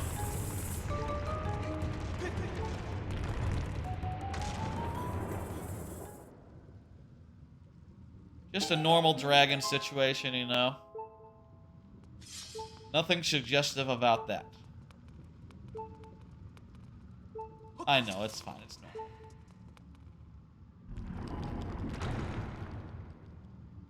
Oh, it swallowed it. I was thinking of ball gags for a second. Feel like I've watched a thing or two that involved them. You know, like Everything Everywhere All at Once. I watched that recently. And they come up and gushing over magical girls, you know? It's sort of the main topic of that show. Anyway, makes you think.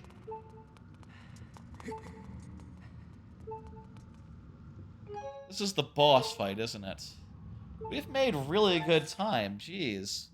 We're just 2 hours in and there's Zelda's aura.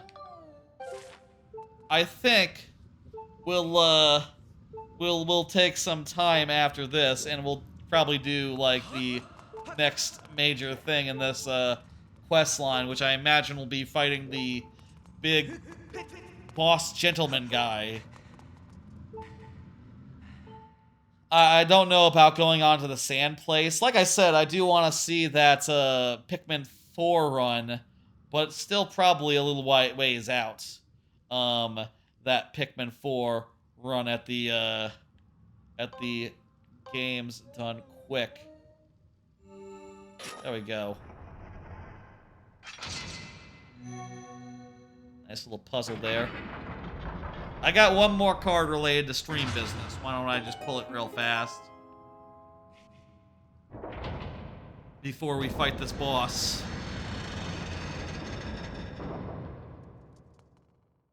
Actually, we're just going in, aren't we?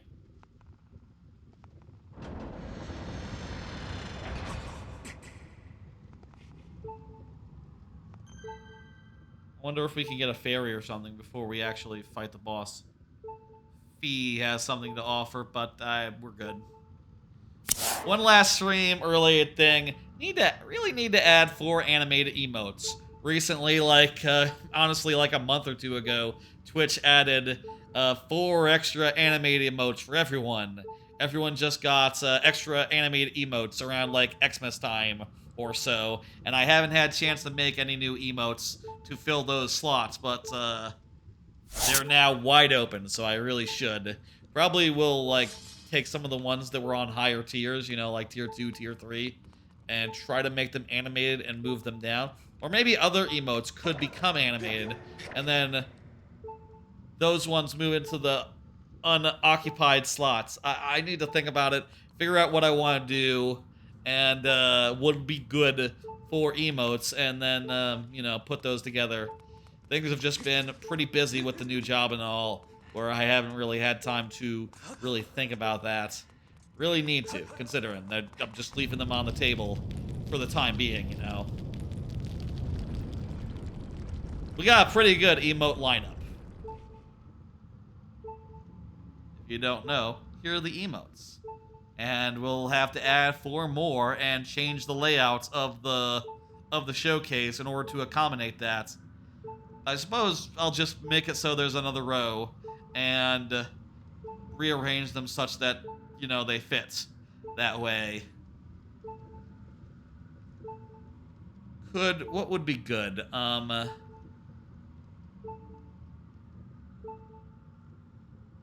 crocodile could be animated. There's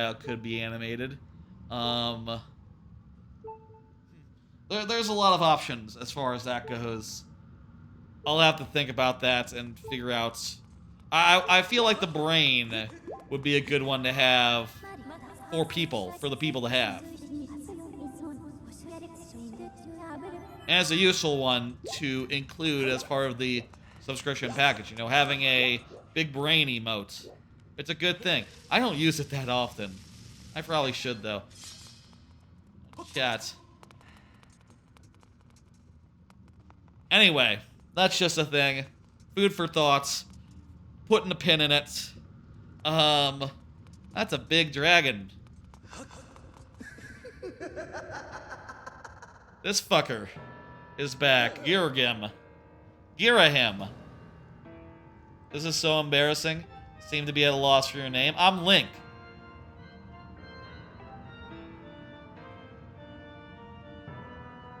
Who's your minion? Yes, okay. Who's your minion? Is your minion the boss of this dungeon? Gotcha.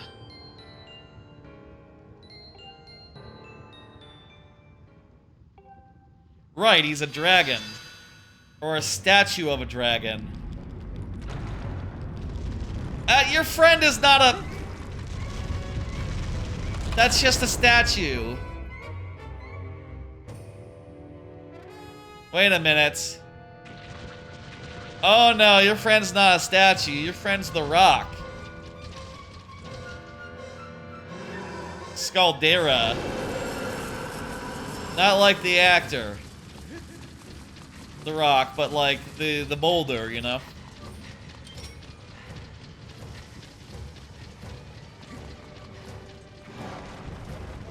Jeez. The other day, you know, we rated Dan Reichert's stream, and this is actually quite similar to the Ape Escape 3 minigame thing that was at the end of that. I say that as something that most people will not have the context for, but it reminds me a lot of that. The, like, Ape Escape Metal Gear minigame. The way it ends, you know? Except that's a train. This is a big rock guy. Big rock spider. He's got an eye. I'm gonna stab his eye.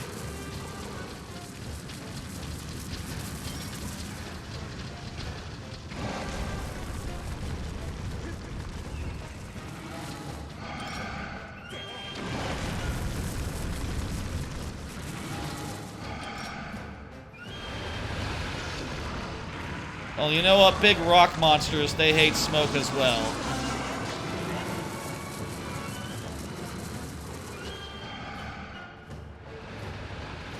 God damn it, I should have fed him my bombs. He was hungry for bomb.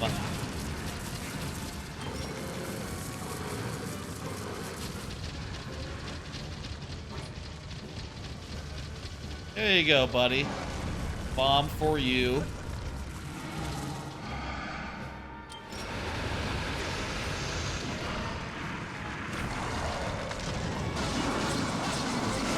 How many more hits does this guy have in him?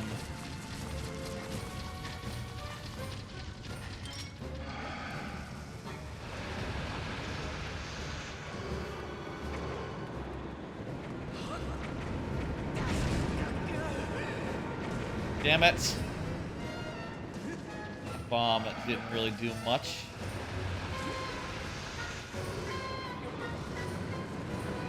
Need to restock on these. Oh, he just fucks off. Like an Oedipus situation. He goes up the hill, he can't. He rolls back down, he tries to get back up again. He's not gonna, like, force us off the hill. Kind of a nice guy in that respect.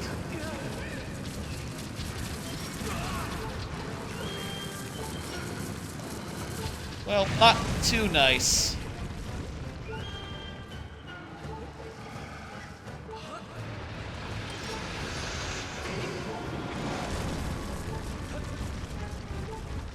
We have one heart left.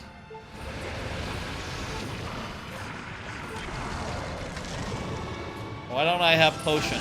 I used it on the last boss fight, didn't I? Shit.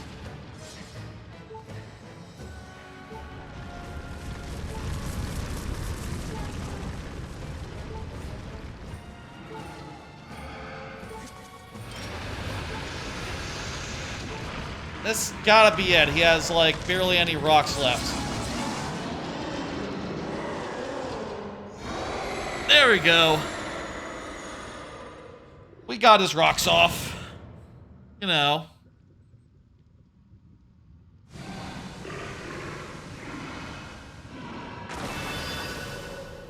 That's what happened. Nothing should, you know, nothing further to say about that. It's just a true statement.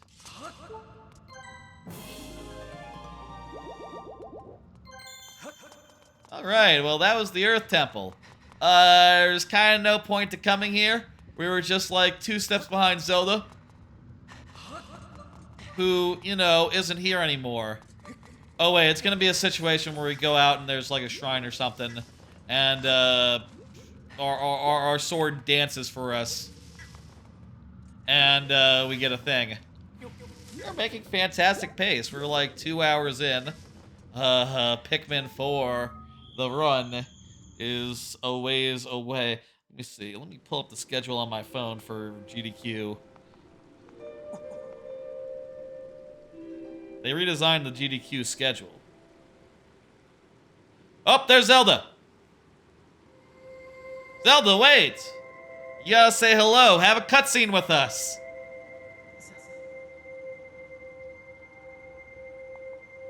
Have a cutscene with us, Zelda. There's not time to say hello. I've already opened the warp gate. You have to leave. Link! Let me see real fast.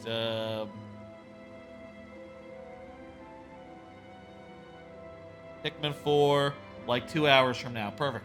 Okay, yeah, we have plenty of time. We could maybe even try for, like, the desert area, but that's a whole huge thing. Come on, you have to do a thing before you do the other thing. Hey, Zelda. What's up? Cool hair things. Have you always had those? I don't know if she always had those. They look good. Okay, I'm just gonna be like, you know... What is Impa's game here? She literally is like, hey, Link, Zelda is just ahead. Go get her. And then, once we get there, she's like, Zelda, you have to go. You were supposed to stay ahead.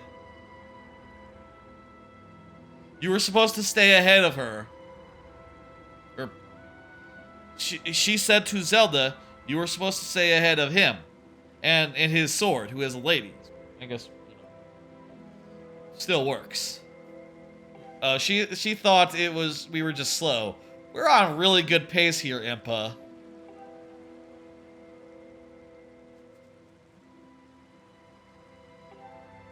I guess that's true.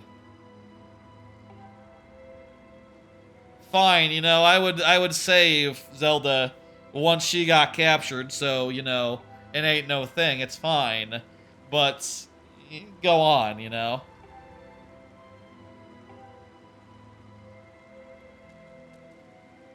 I guess I can do a trial or 2 or 3 or whatever.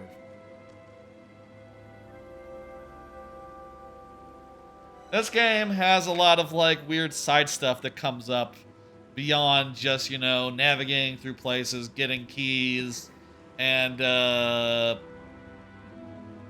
you know, doing dungeons. At a certain point, it's become sort of a 12-step process to get from one dungeon to the next. I am glad that we are not there yet. I am glad that so far, it's like a pretty straightforward thing to get from Dungeon 1 to Dungeon 2. Like, within the span of 2 hours. You know, playing casually as we are. Probably speedrunners can do this game. What's the world record for this? Do this whole game.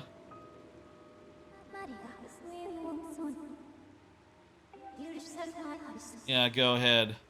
Skyward Sword. Speed run. What is the world record? I'll just look at the original. That's fine. Wii and Wii U VC. All dungeons, let's say. 3 hours. You can do all dungeon in 3 hours. That's amazing. I couldn't. Well, without learning a lot, I guess, and figuring out a bunch of glitches. From the edge of time I guide you, one destined to carry out the goddess's mission. Spirit Maiden is going to the sacred place. Yeah. The deserts is where you need to go next. Go for it. Here's another stone. Oh, wow. They just give you... I swear I thought one of these stones was like a pain in the ass to get. But I guess they just give you all 3 of them really easy style. Maybe it's a thing where, like, it only starts to slow down after the 3rd dungeon. Which I guess isn't that much dissimilar to, like, Ocarina, which also pops up after the 3rd dungeon. The only difference is that you're playing through those dungeons as, like, a 5-year-old, as, like, a 10-year-old, so it sort of has a different tone, a different vibe versus adult Link here doing adult Link stuff, you know, as an adult.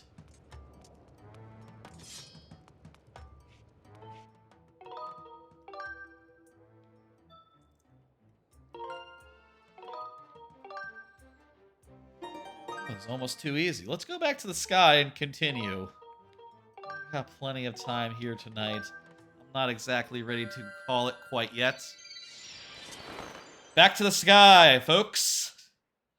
We're gonna do some Skyloft stuff, you know? Maybe just the plots, or maybe we'll hang around for a bit. I don't know.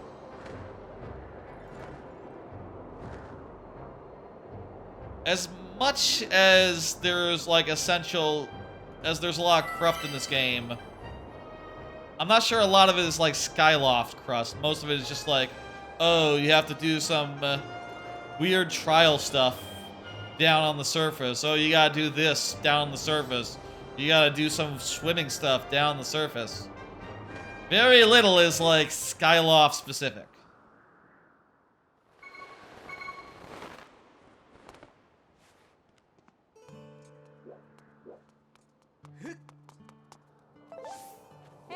You still looking for your son or whatever? Or your whatever the fuck? Daughter? Kid? Kid. Let's say kid. That's fine. I'll allow it. Got more cards as well.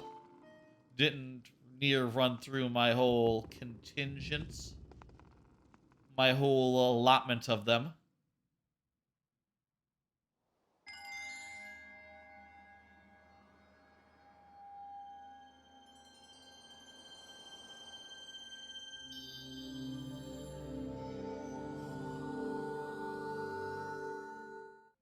I'll be. Well, I'll be. You just go directly to the Sand Kingdom, huh? Is that right? You know, I have always thought this game had pacing issues, but I guess maybe I don't appreciate how much of a, like, decent start it is. You know, I feel like you fight the big monster guy like 12 times, but I guess maybe that all starts in like in like the second act of the game. You know, the first act is rather swift and economical by comparison. Let me see. I'm just gonna Google real fast. When do you fight the monster Skyward Sword?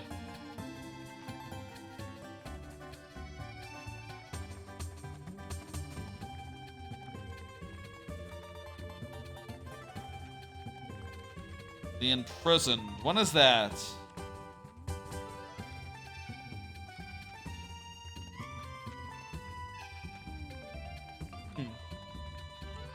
Your first battle will happen. When does it happen, though, in the story? Is it just like right going to be right now? Or is that like later? Let me look at like IGN's FAQ. That'll give me like a framework for when to expect it. You know, it'll have a table of contents that'll be in order. Searching for Zelda. Searching for Zelda, searching for Zelda. Yeah, shit. We're just heading right to Lanayru. And then, only then, do we do anything else. Well, hell. I'm pleasantly pleased.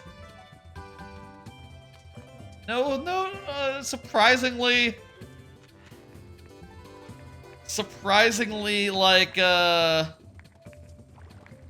surprising lack of, cruft. Yeah, I'm not gonna buy that, dude. This money bag? I need a money bag. I need a wallet. I need a wallet. I don't need that. Okay, what I need is red soup. Yes, that's so cheap.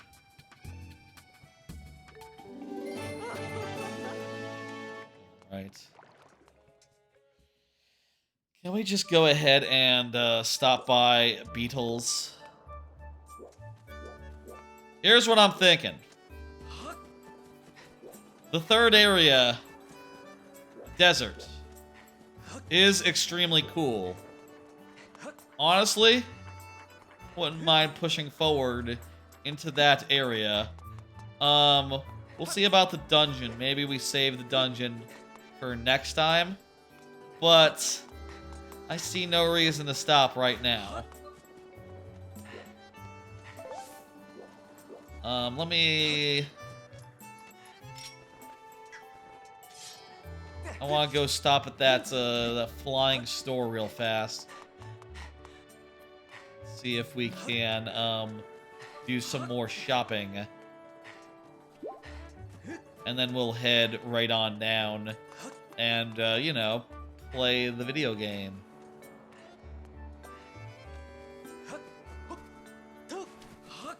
Well, here's another card.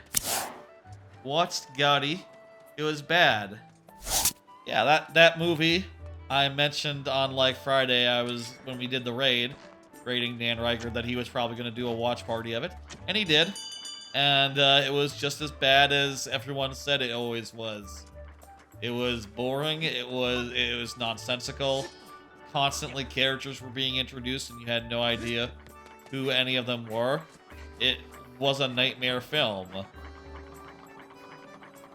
No further comment. It was the kind of film you're watching, and it's just impossible to follow. It's impossible to understand anything of what's going on, and you just come away thinking like, yeah, Jesus Christ, none of that made any sense at all.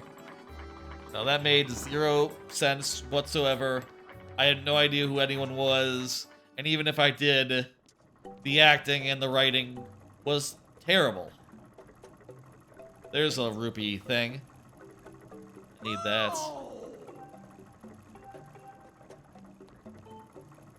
I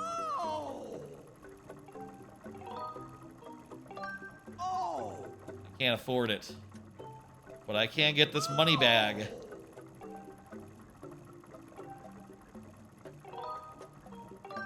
Yes, I need it.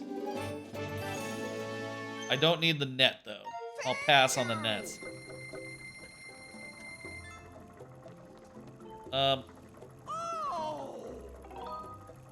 that's expensive. I don't have that much on me as a result of just buying something. Okay. Very cool. Anyway. That's all I have to say about Gaudi. Don't watch it. It's not fun bad. It's just plain old bad. Nigh unwatchable.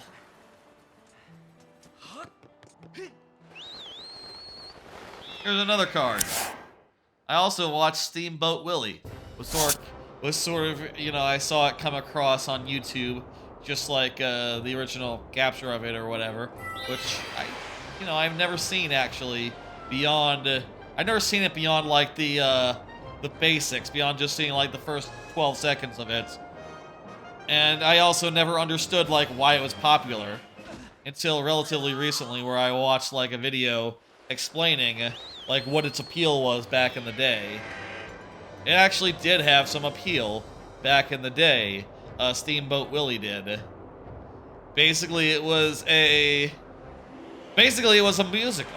In other words, and it came at the end of an era where, before Steamboat Willie, before the technology behind Steamboat Willie, apparently it was really hard to like synchronize video to audio. They just had like a record and they would not always start at the right time. But in the case of Steamboat Willie and that technology, the audio is baked into the film, so they're always synced up. And as a result, Steamboat Willie in particular does a lot of stuff where if it was not synced, you would notice and it would be bad. But because it is synced, it's kind of impressive.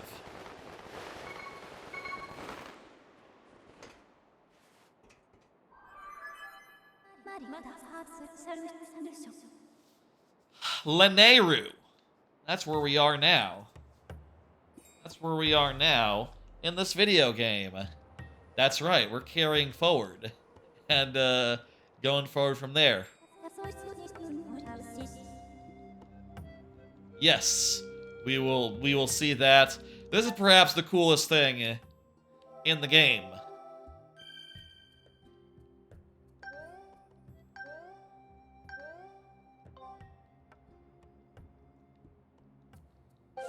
Not the map. A thing that will be showing, that'll come up in like a minute. He talks so slowly.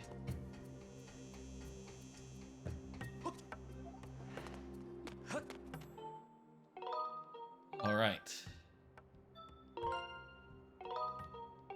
So anyway, yeah, what the fuck was I talking about? Steamboat Willie is interesting from a historical perspective. I would say that,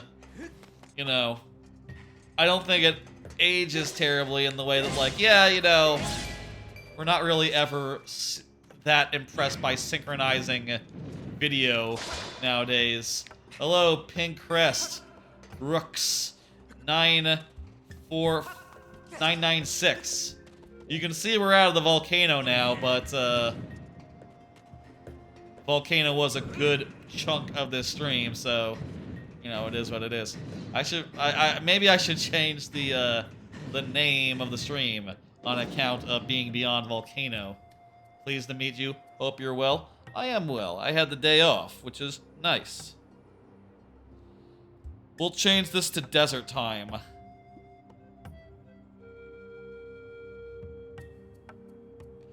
Desert for desserts. It is sort of a treat here to do some desert stuff. So, it is sort of a dessert. I never know which one is one S versus two S's. Dessert or dessert. I hope I picked right. I think it's one S for arid and two S's for snack.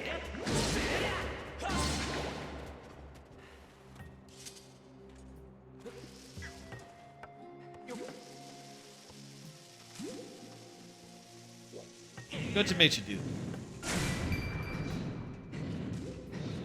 Oh, did I say Princrest? Princess Trunks.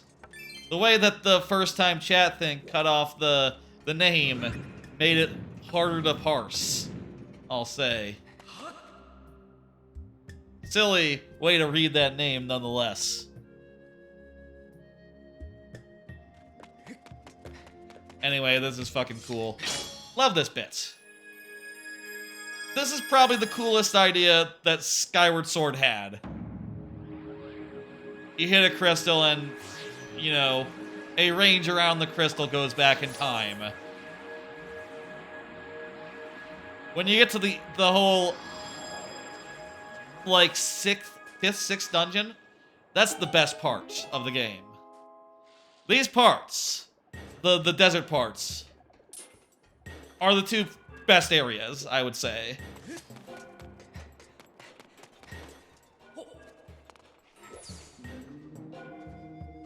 Hell yeah. Oh, and there's also little guys running around. They're fine. I'm not gonna bother them.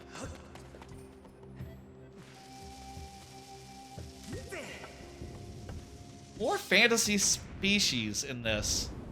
Like, these robots, they don't appear again. Do these guys have names? LD301. LD301 series? LD301. Wonder what that stands for. Lanayru drone, something something. Numbers.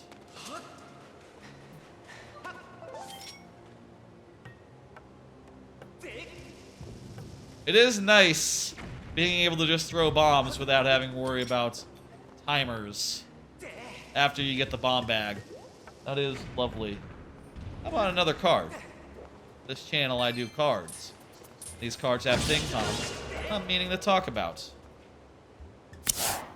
Thinking about what to bring to the office. Like I've said, you know, just got a brand new job, started up last week, and I've, you know, it's been shown that, like, we don't really have, like, permanent storage at the office, so I need to bring everything on me, like, back and forth to the office, so I'm gonna have a backpack to, like, carry my water and other stuff that needs to go back and forth.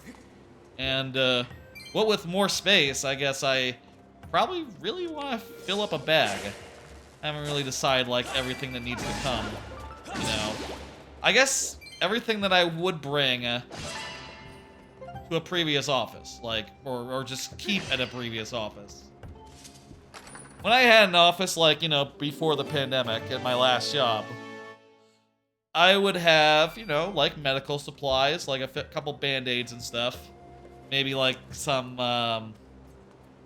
you know, some, what's the word? Pepto-Bismol, that sort of thing. I'd also have, like, a blanket in case it was cold, which it often was at my previous gig. I think this office place doesn't have that problem, though, so might not need that. Umbrella is always good. Water. Any stuff. And once I get a new laptop, that would definitely be coming back and forth, as well as, like, anything that goes with that. I could see an argument for, like, a little portable fan thing would be nice. Plug that in if it ever gets, like, a little bit too stuffy. Have it just blow cold air on me. That sounds nice. I also do want to use up the space in the bag that's not being used up by the umbrella. You know, since the umbrella has to go inside. That said, I do want the umbrella to be dry every time I put it in there, so I'm not sure how that'll go. I think I got turned around there, didn't I?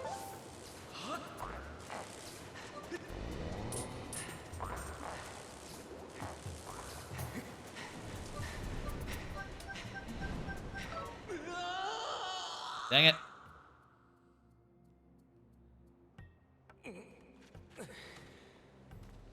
Anyway, it's definitely something that I want to take seriously, that I want to give some thought to. And, you know, over the next few days, I'm definitely going to be thinking, like, what's an inconvenience that I am facing right now?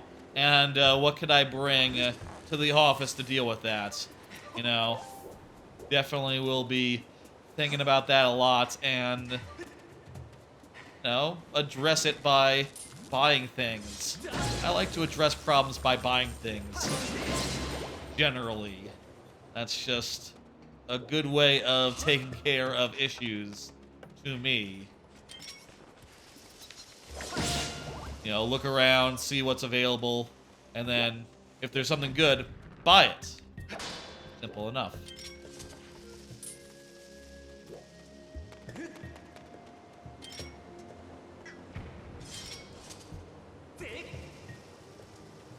Very good. Also, like I said, I got more than enough space in the bag I got for work. It's smaller than my normal bag that I use for, like, traveling and stuff, but still big enough where it has more than enough space to, you know, take something or other.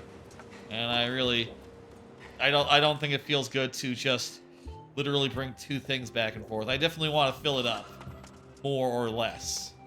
I feel like here what we need is the time gem thing. There's nothing on the ceiling, is there?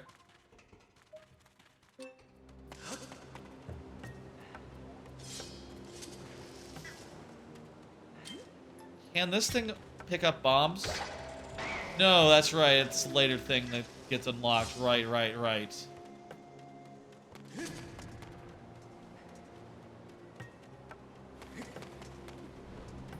feel like we might get, like, a gem that is, like, portable here.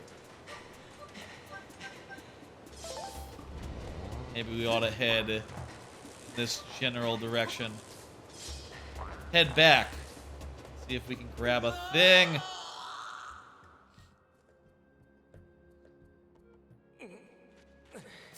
Here's another card. Looking forward to the Asus ZenBook Duo 2024. That's gonna be my laptop of choice. I've already decided. I'm already fully well sold on it. It looks amazing. It looks like a incredible product that is not just, you know, gonna be something that I use exclusively while traveling, but something I'd be happy to use, like, at the office, other such times, and get some good mileage out of. It also sounds like it has, like, a powerful enough chipset, you know, a modern slash powerful enough portable chipset where it could handle a stream if it ever was required to, or if I ever wanted to, say, you know, do a stream while traveling, let's say, which, you know, would be not my usual thing, but hey, could do. I think it'd be fun to do such a thing.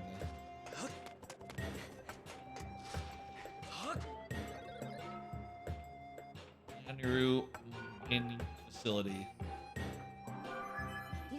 I get it. Yes, I know. It's a past time state. Yes. I get it, Sword.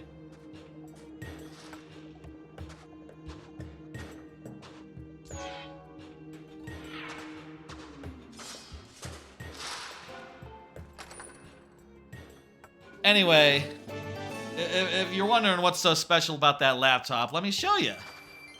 It has 2 screens, and it doesn't come at the cost of the regular usage. You can pop that Bluetooth keyboard right on top of the second screen. It just becomes a regular laptop, which, you know, the keyboard charges and all while it's like connected in that manner. So pretty damn cool and pretty damn, like, versatile, and kind of solves, like, every problem that you would have running into trying to do, like, a 2-screen solution that is, like, sometimes 2-screen, but maybe you don't need it all the time, you know? Like, it still has the keyboard. The keyboard is great. You know, you pop that off, you pop the kickstand up, you stand it up, and, you know, within, like, 5-10 seconds, you got, like, a pretty dope 2-screen setup just on the go.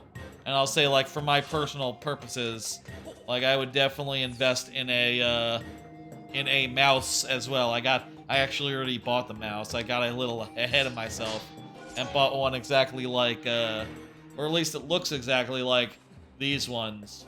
I was surprised looking around. Turns out there's kind of a lot of mice that look exactly like this one on Amazon. Maybe they all use the same parts, and, you know, your results may vary. But I got another one that looked exactly the same, but is, like, different in a number of immaterial ways, such as having Bluetooth, so I don't have to worry about dongles with the new laptop. Of course, it has, like, a USB and 2 USB-Cs, so I could plug it in, but it seems to me it's best to keep those plugs open for whatever I might need them for, rather than using them up right away. Also, I think you're supposed to charge the laptop through one of them. That is confusing to me. I don't really get that more recent thing. I figure just... What is that trend? Why not just... I don't know why you would want to not have a charging port. Like a dedicated charging port. I don't get that, like, at all. But whatever, it's fine. I'll live with it. It'll probably not be that weird, all things considered. And at least it's a good cable type, you know? Anyway, whenever they put that out, I will be there, and I will get it. I haven't quite figured out, like, if I'm going to go for the 4... There's, like, a 3K monitor version, and a version that has just 1080p. And I haven't quite figured out how many K I need. I might get the... I might just spec it upwards, you know, and go as high as possible. Because part of the reason I'm getting a new laptop is that my new company, like, has a stipend for equipment. So I might as well take advantage of that. And as a result, you know, it's not going to be like... I'm getting, like, a deal on it, you know? Which means I might as well just kick in a little more and make it properly powerful and future-proof. You know.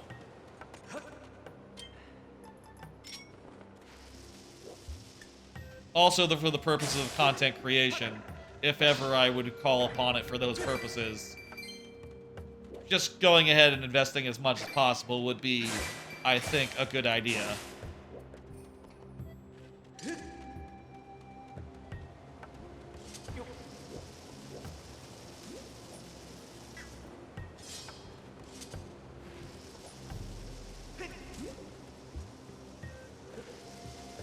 Is this like a plug? Like a hole in the ground that we have to... Oh! That is it, yeah. I would not call that intuitive, as puzzles go. Figure out that these rocks you have to break. I guess there's been previous cases where, in this game, bomb bowling is a pretty big thing. You know, we've had to go bowling for bombs, like, several times now. So perhaps I should be used to it.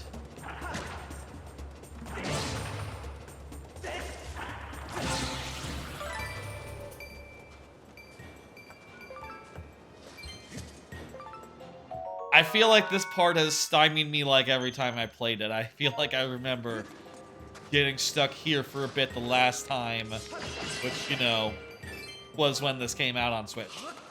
Relatively recently, I know, but my memory is not great. It's fine.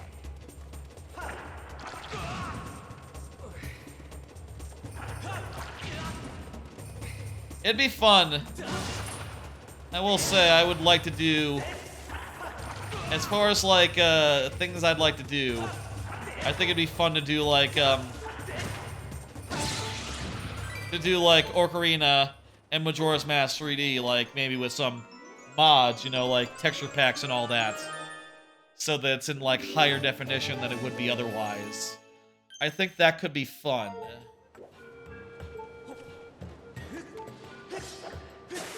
I don't know, I feel like I might need a gimmick for that. I'll say, like, doing that would separate it a little bit from the randomizer runs that I've done of Majora's Mask and Ocarina, which, you know, are basically the N64 game, same as normal. Whereas if I did 3D, it'd be a whole different thing. Also, it'd look nicer than regular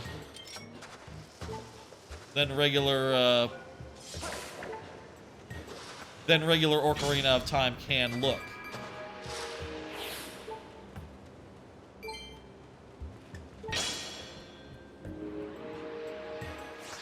These guys don't get very much farther.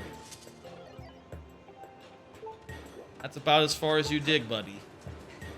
You stop digging right there and get not an inch further in 100 billion years, whatever the fuck. A Tears of the Kingdom time span.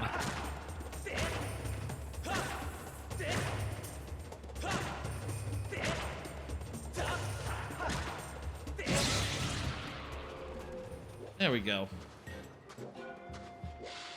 Now that this is open, we can push this in and do a thing. Ride it. I like how the sand becomes mud, or like just dirt. That's cool. This is such a cool area. Jeez. Hey, here's another card.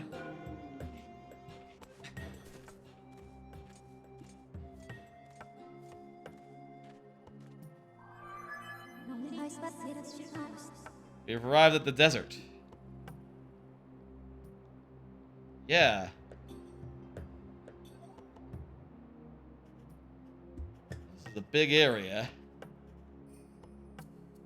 Yeah. Numerous areas of quicksand. Watch your step. Bodily danger has increased by 30%. That's good to know. Right. Yes. Zelda has passed through here, as she always has. We're always 2 steps behind Zelda. Yes, we should get through this area quickly.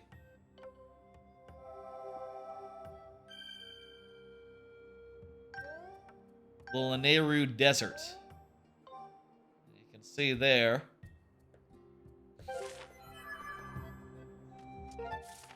You can see there, like, maybe you can't see where, like, paths are. I thought you could see where the paths were, like, zooming in or something. But there's, like, some safe zones to walk in there.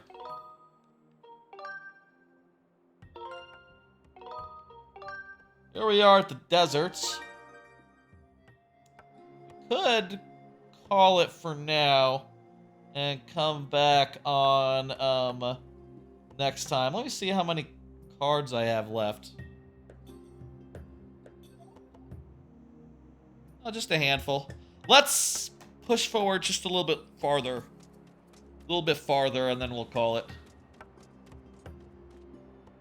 Here's a card. When do y'all do laundry? Something I'm meaning to figure out now that I'm back to like a office life situation. You know, we'll definitely need to be doing laundry more often than before, since I'll be, you know, changing clothes more often. You know, just going back and forth between work clothes and regular clothes, and, you know, more sleepy time clothes. You know, as I do. More casual clothes. And also, you know, not being able to do it on just whatever day works. Now, that said, I do have 2 hybrid days.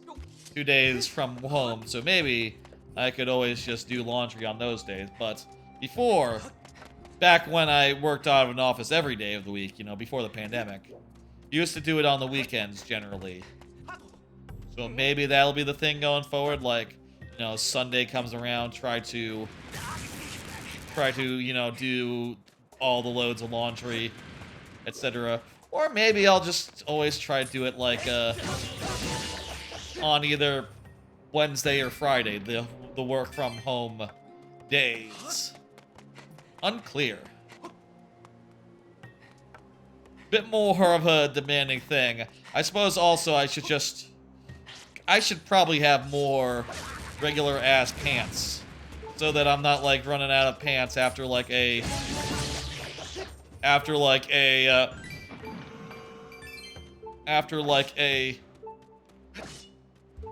week of use, you know? I feel like I always constantly have just like 4 days of pants, and have done for a while now. I should really try to have more like 10 days of proper pants. That said, I have heard in some cases, right, like, I thought that was gonna be good. I have heard that some pants you keep on wearing, like you don't wash. People say that of jeans. I don't do jeans, though. I do like cargo pants, or like khakis or some shit, you know? one or the other, you know. I like the Hagar with a stretchable waist. I think that's more in the khaki zone, though. You know, I don't really need that much in the way of pockets. Just like a little bit of pockets. Otherwise, I want them to be comfy and, you know, with a stretchy waist to accommodate, my whatever size of waist I may have when I put them on. Some pants, you know, you put them on, it's like, god damn, the button's coming loose. That sucks. That always sucks when a button comes loose on a pants. It's like, god damn it, these pants, they used to be good. I don't know what happened to them. They should always make pants waist stretchy. There's no reason not to. I firmly believe that to be true.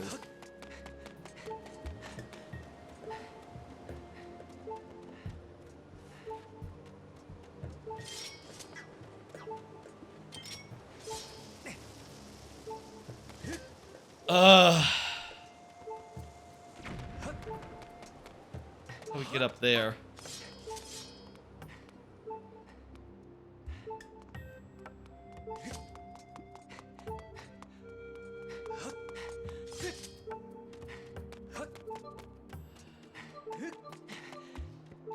Card.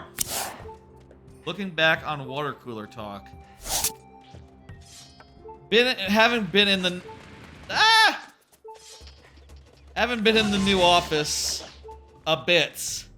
One thing I am realizing that I haven't had in ages is just good old-fashioned like water cooler talk, you know? Which was perhaps the best part of doing working from an office in the past. Now that I think about it, now that I look back upon it, like, it is kind of nice to walk up to someone and say like, hey, what's up? And strike up a conversation about whatever, you know? It's gonna give me a lot more chances to talk about all the shit I like to talk about, you know? Games, anime, technology. I'm sure people will come up and strike up all sorts of conversations about that. You know, so far, that's already happened in just the limited time I've spent in the office area, like the cubicle area. You know, a lot of it was like an orientation. A lot of my time so far has been in orientation.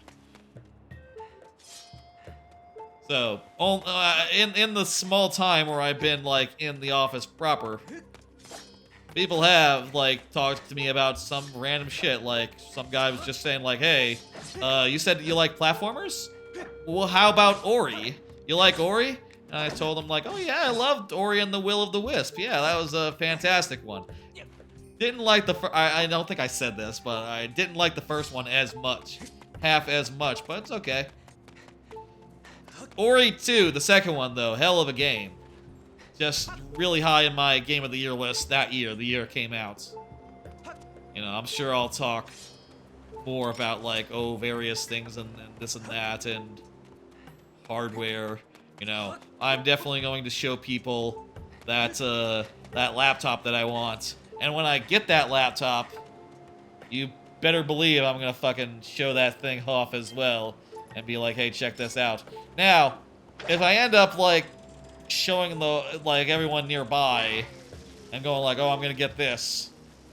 Obviously, I'm not gonna be able to be like, when I get it, like, oh, check this out. You're never gonna believe, you know, this thing has 2 screens in this fashion. Like, I'm not gonna be able to do that if I spend a whole, you know, multiple weeks, multiple months up to that point whenever it comes out, like, talking about it. But, maybe, hopefully, we'll be able to talk to some folks about it. Oh, I think I know what I need to do.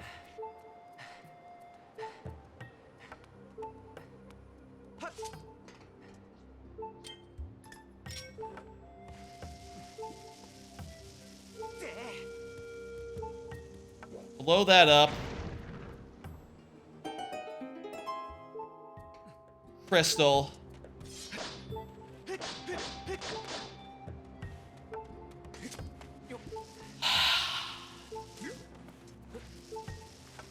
Now, can I...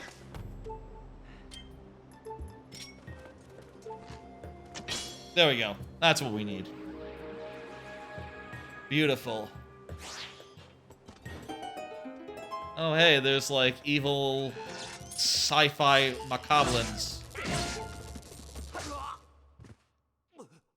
Yow!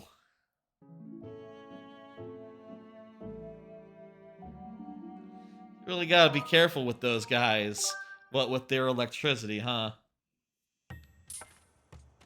Okay, please tell me it's all, you know, saved and shit. I'm gonna ignore these guys. Let's just focus on the prize. Looking forward to a bunch of AGDQ runs. Got all my donos planned out. Like I said up top, I always plan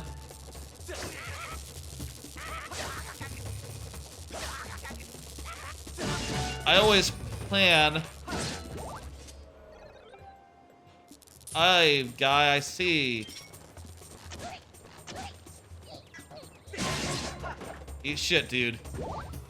I always plan all my donos out, and this year is no different. Let me see. Let me just read out a list of the runs that I want to donate through, donate, Diringer, etc. Got this whole list out. DKC I already did. Pikmin 2, or sorry, Prime 2, Pikmin 4. In a bit, I want to donate during that. Wednesday, around lunchtime, I want to donate a little bit during Dread. Thursday morning, really early, Cocoon. Love that game. Definitely want to donate during it.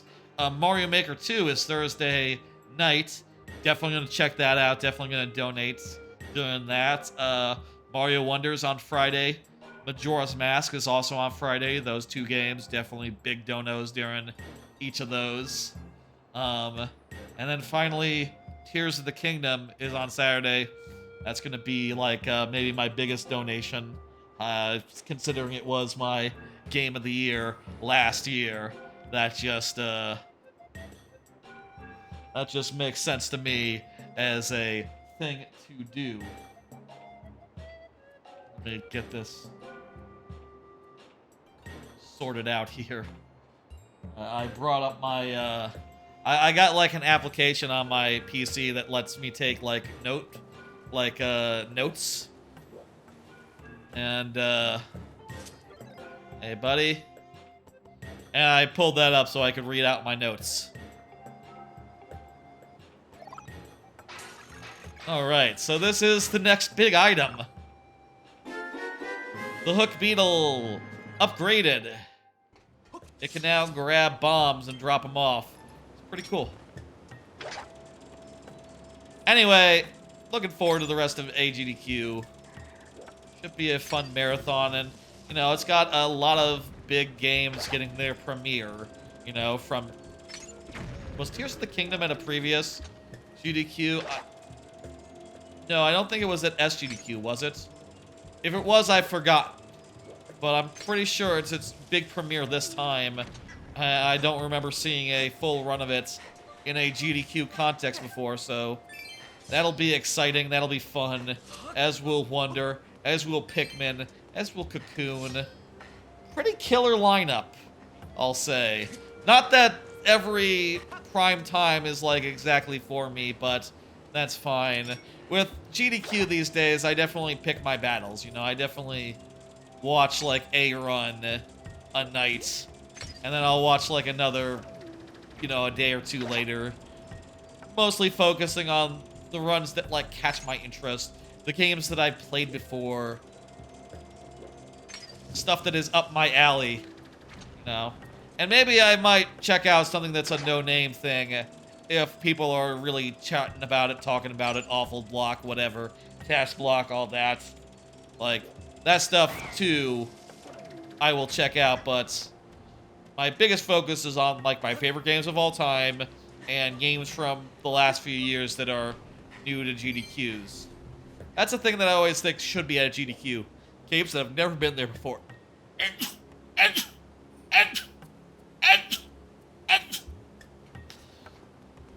In a perfect world, I think every game would be at some point featured in a GDQ. But I know it's not that simple, you know. I know that you have to find a runner who runs it, who's consistent with it, and is you know, preferably charming and popular. Well, maybe not popular, you know. Sometimes some games are small, some communities are small, but yeah, no, like, okay, they can handle this. Come on, bird.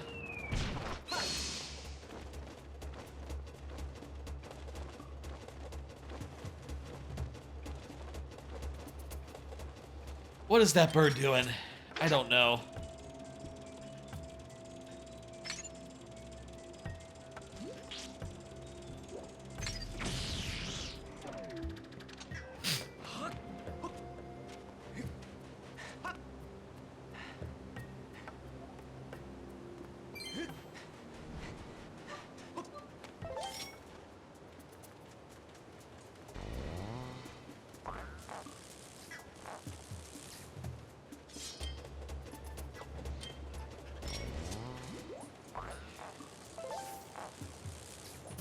Here's a bomb for you, buddy. And then we'll do the hook beetle, and then we'll do the thing. I've talked before about, you know, just me and speedruns, but I'll do, this was the last card tonight, and basically says, like, you know, if I were to speedrun, what would I want? This is a question that maybe comes up sometimes, you know. I know speedrunners, I've chatted with them, etc., etc.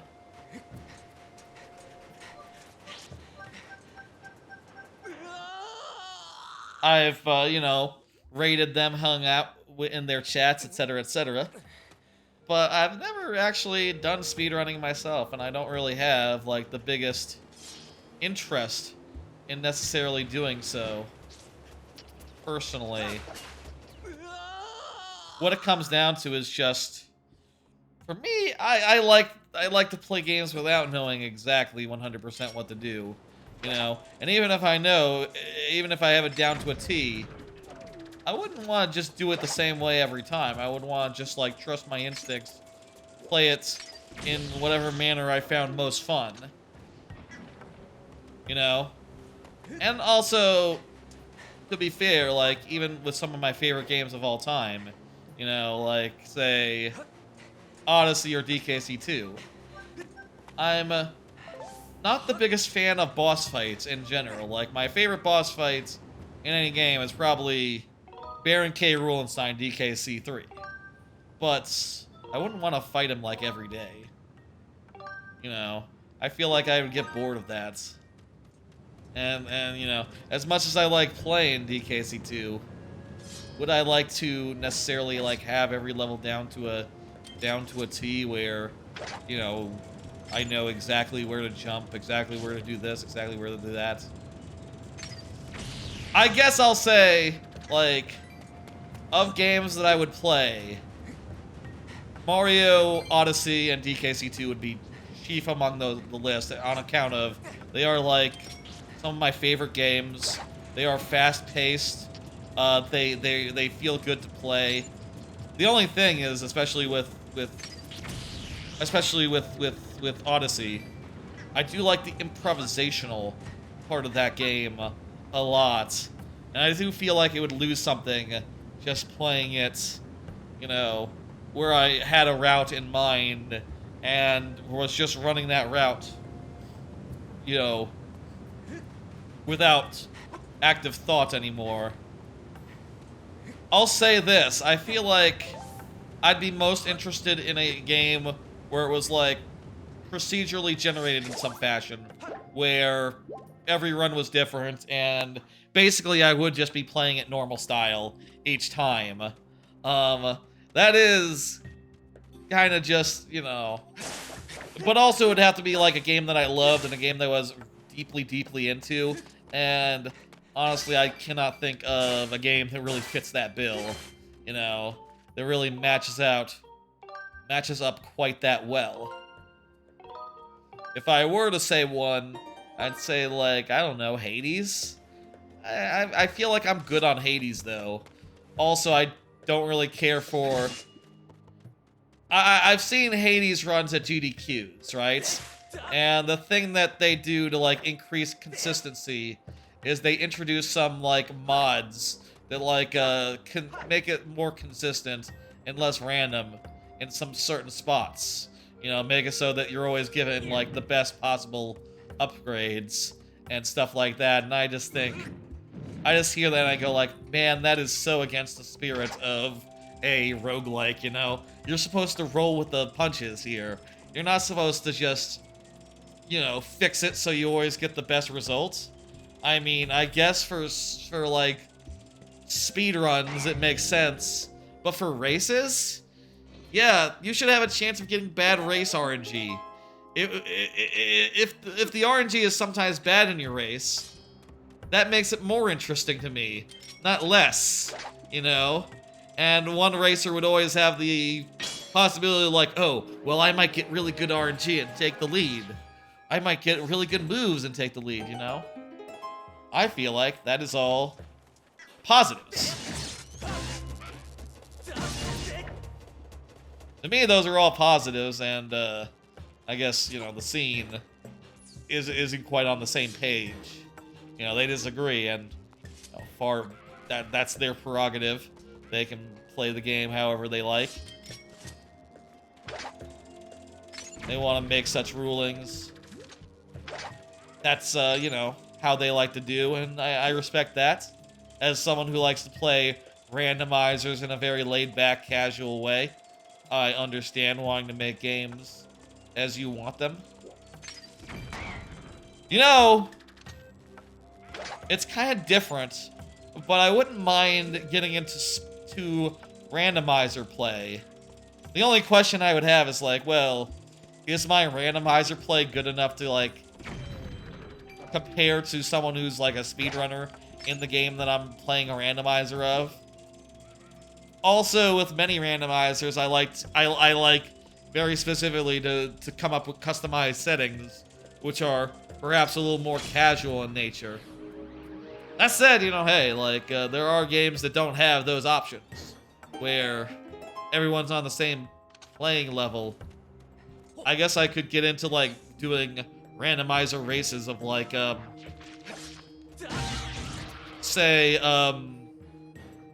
Metroid Fusion. I've played that enough to know a thing or two about it.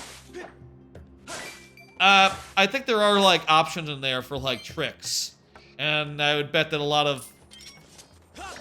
Where's my... Take up your shield, dude. I bet there's a lot of runners that, you know... If they are playing the randomizer, they're doing it with the tricks, with the skips. And are, you know... making use of that. I guess even in a case where the only thing that can be customized is... whether tricks or not are enabled.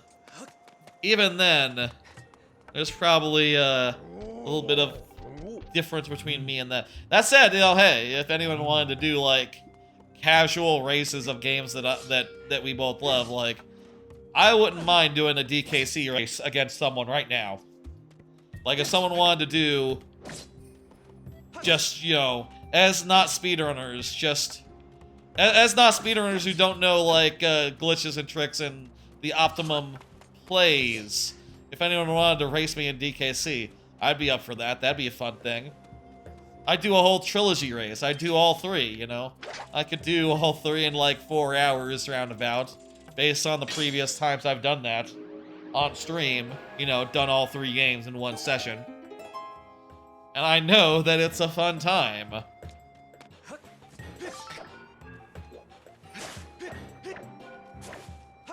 Really ought to try to cultivate, you know, that sort of, thing, you know? Find some folks who would engage in that sort of, Malarkey. Malarkey is a Joe Biden words. Weird thing to say, I know.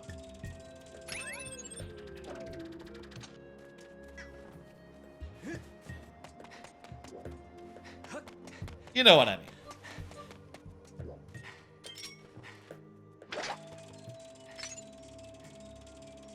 I guess I'll say that that's like a thing about streaming that I haven't really gotten into. You know, speedrunning. And I'm sure there is a game, you know, there are games that meet that description, you know. Randomized in nature, roguelike type thing. Thing is, a lot of them are, like, not my favorite. Like, I didn't get that deeply into Spelunky, you know, for sake of example.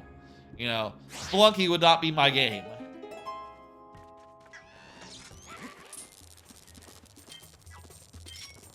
Let's just hit him with the nuts. And then,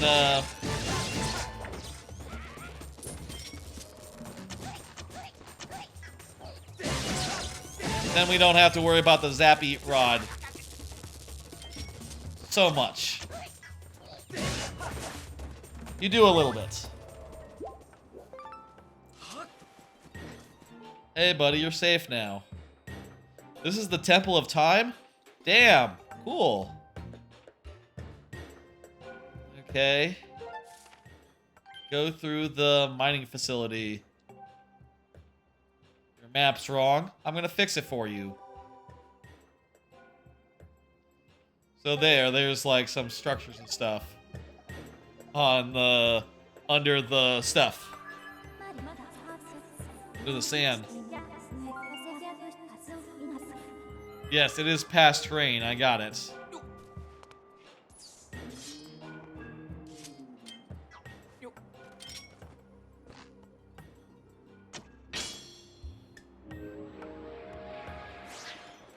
Cool.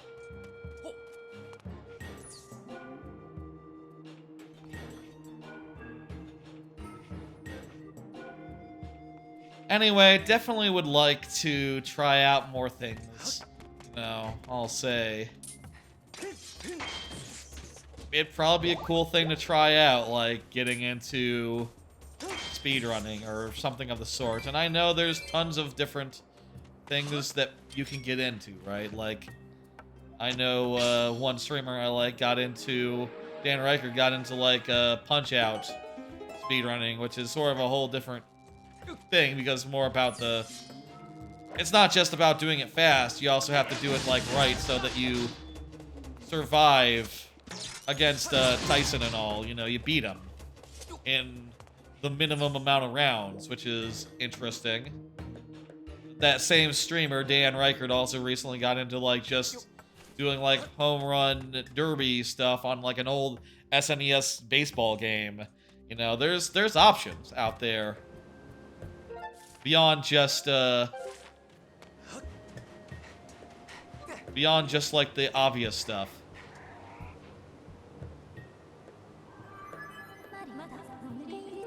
Yes. These paths are safe. Oh, I now have multiple beacons. That's nice.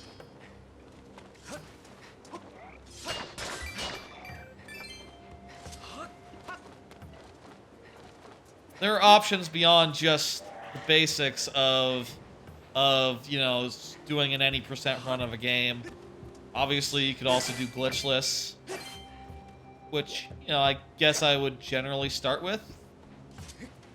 Do you generally start with glitchless, or do you just start on glitch because, you know, you kind of want things to go as fast as you humanly can, and the longer a run is, you know, the longer a run is, the harder it is to complete a run, the more time-consuming it is, the harder it is to fit it into a reasonable schedule, you know?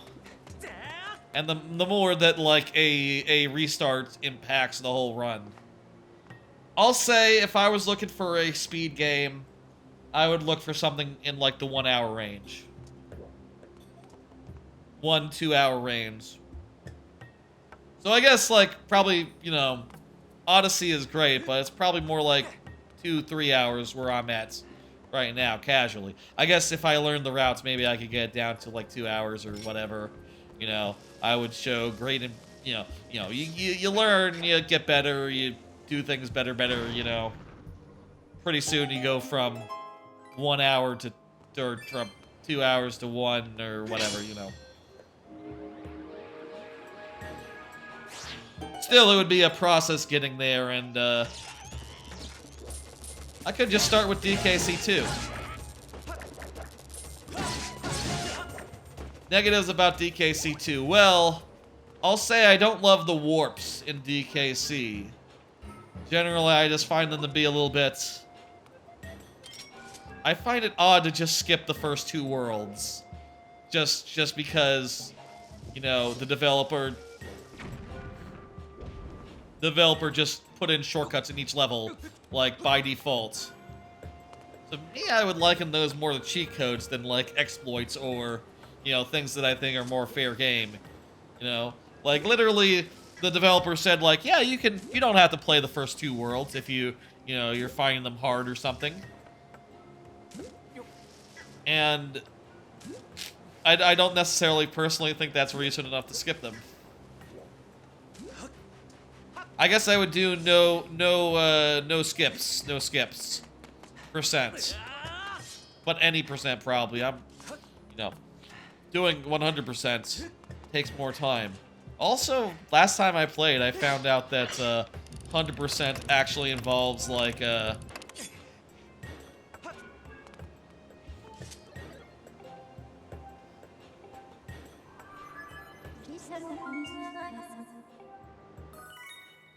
we'll do that. Any percent actually involves, like, a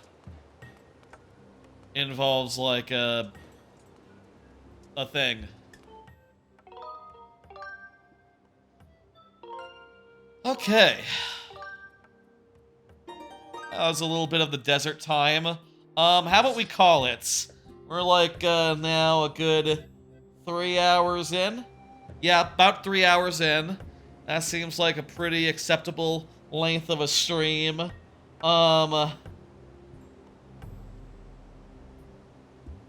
Games Done Quick is still in the middle of, whatever game they're on right now.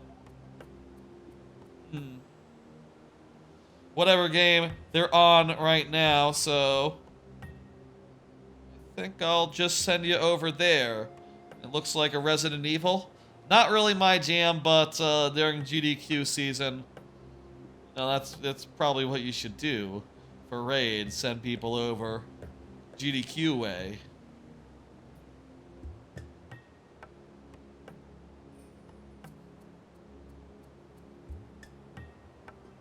Oh, well, you can't. Okay. They don't allow it. Or something. Who knows? Okay, well, I'll say, here's the stream schedule. Skyward Sword HD. Currently, we're going to be doing 2 streams a week for a bit until things settle down at the new job, until things are normal. I'll say I'm also going to be looking pretty soon to move, so maybe I'll, you know, do apartment shopping and browsing, you know, on those off days, and maybe look to have somewhere chosen by the time that Thursday streams return. But in the meantime, Skyward Sword is going to be on Monday, maybe Tuesday. I'm thinking maybe next week, move it to Tuesday. We'll see. I'll have a decision by Friday. And on Friday will be viewer levels, as always. Don't expect that to change anytime in the future. Or, you know, anytime whatsoever. Folks, I'll see ya on Friday. Let me send you somewhere. Let me see who's online and who's doing stuff. The Windbag is doing Friday night forking. Don't be confused. It's a whole thing. Every stream the Windbag does is Friday night forking. I'm gonna send you over there. We made a lot of progress tonight a little bit more than I expected, honestly. I totally expected just to do the Volcano and that's it, but we did a little bit more than the Volcano. Just a little bit more. And, I am happy about that. Surprisingly, not so sloggy, these sections of the game. Please be aware, there will be some slog in these sections to come. Link is just staring down his sword.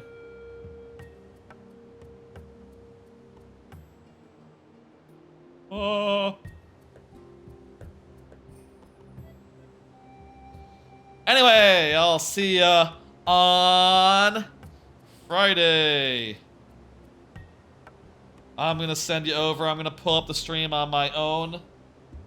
Need my own phone so I can, you know, see the raid go in. Very good. Bye, folks. I'll see ya on Friday, 6 p.m. Central, viewer levels. Bye. Oh, I gotta hit the mouse over to the button. And okay. 6 p.m. Central, viewer levels for Skyward Sword. Next week will either be Monday or Tuesday, to be determined. Bye, folks. See ya on Friday.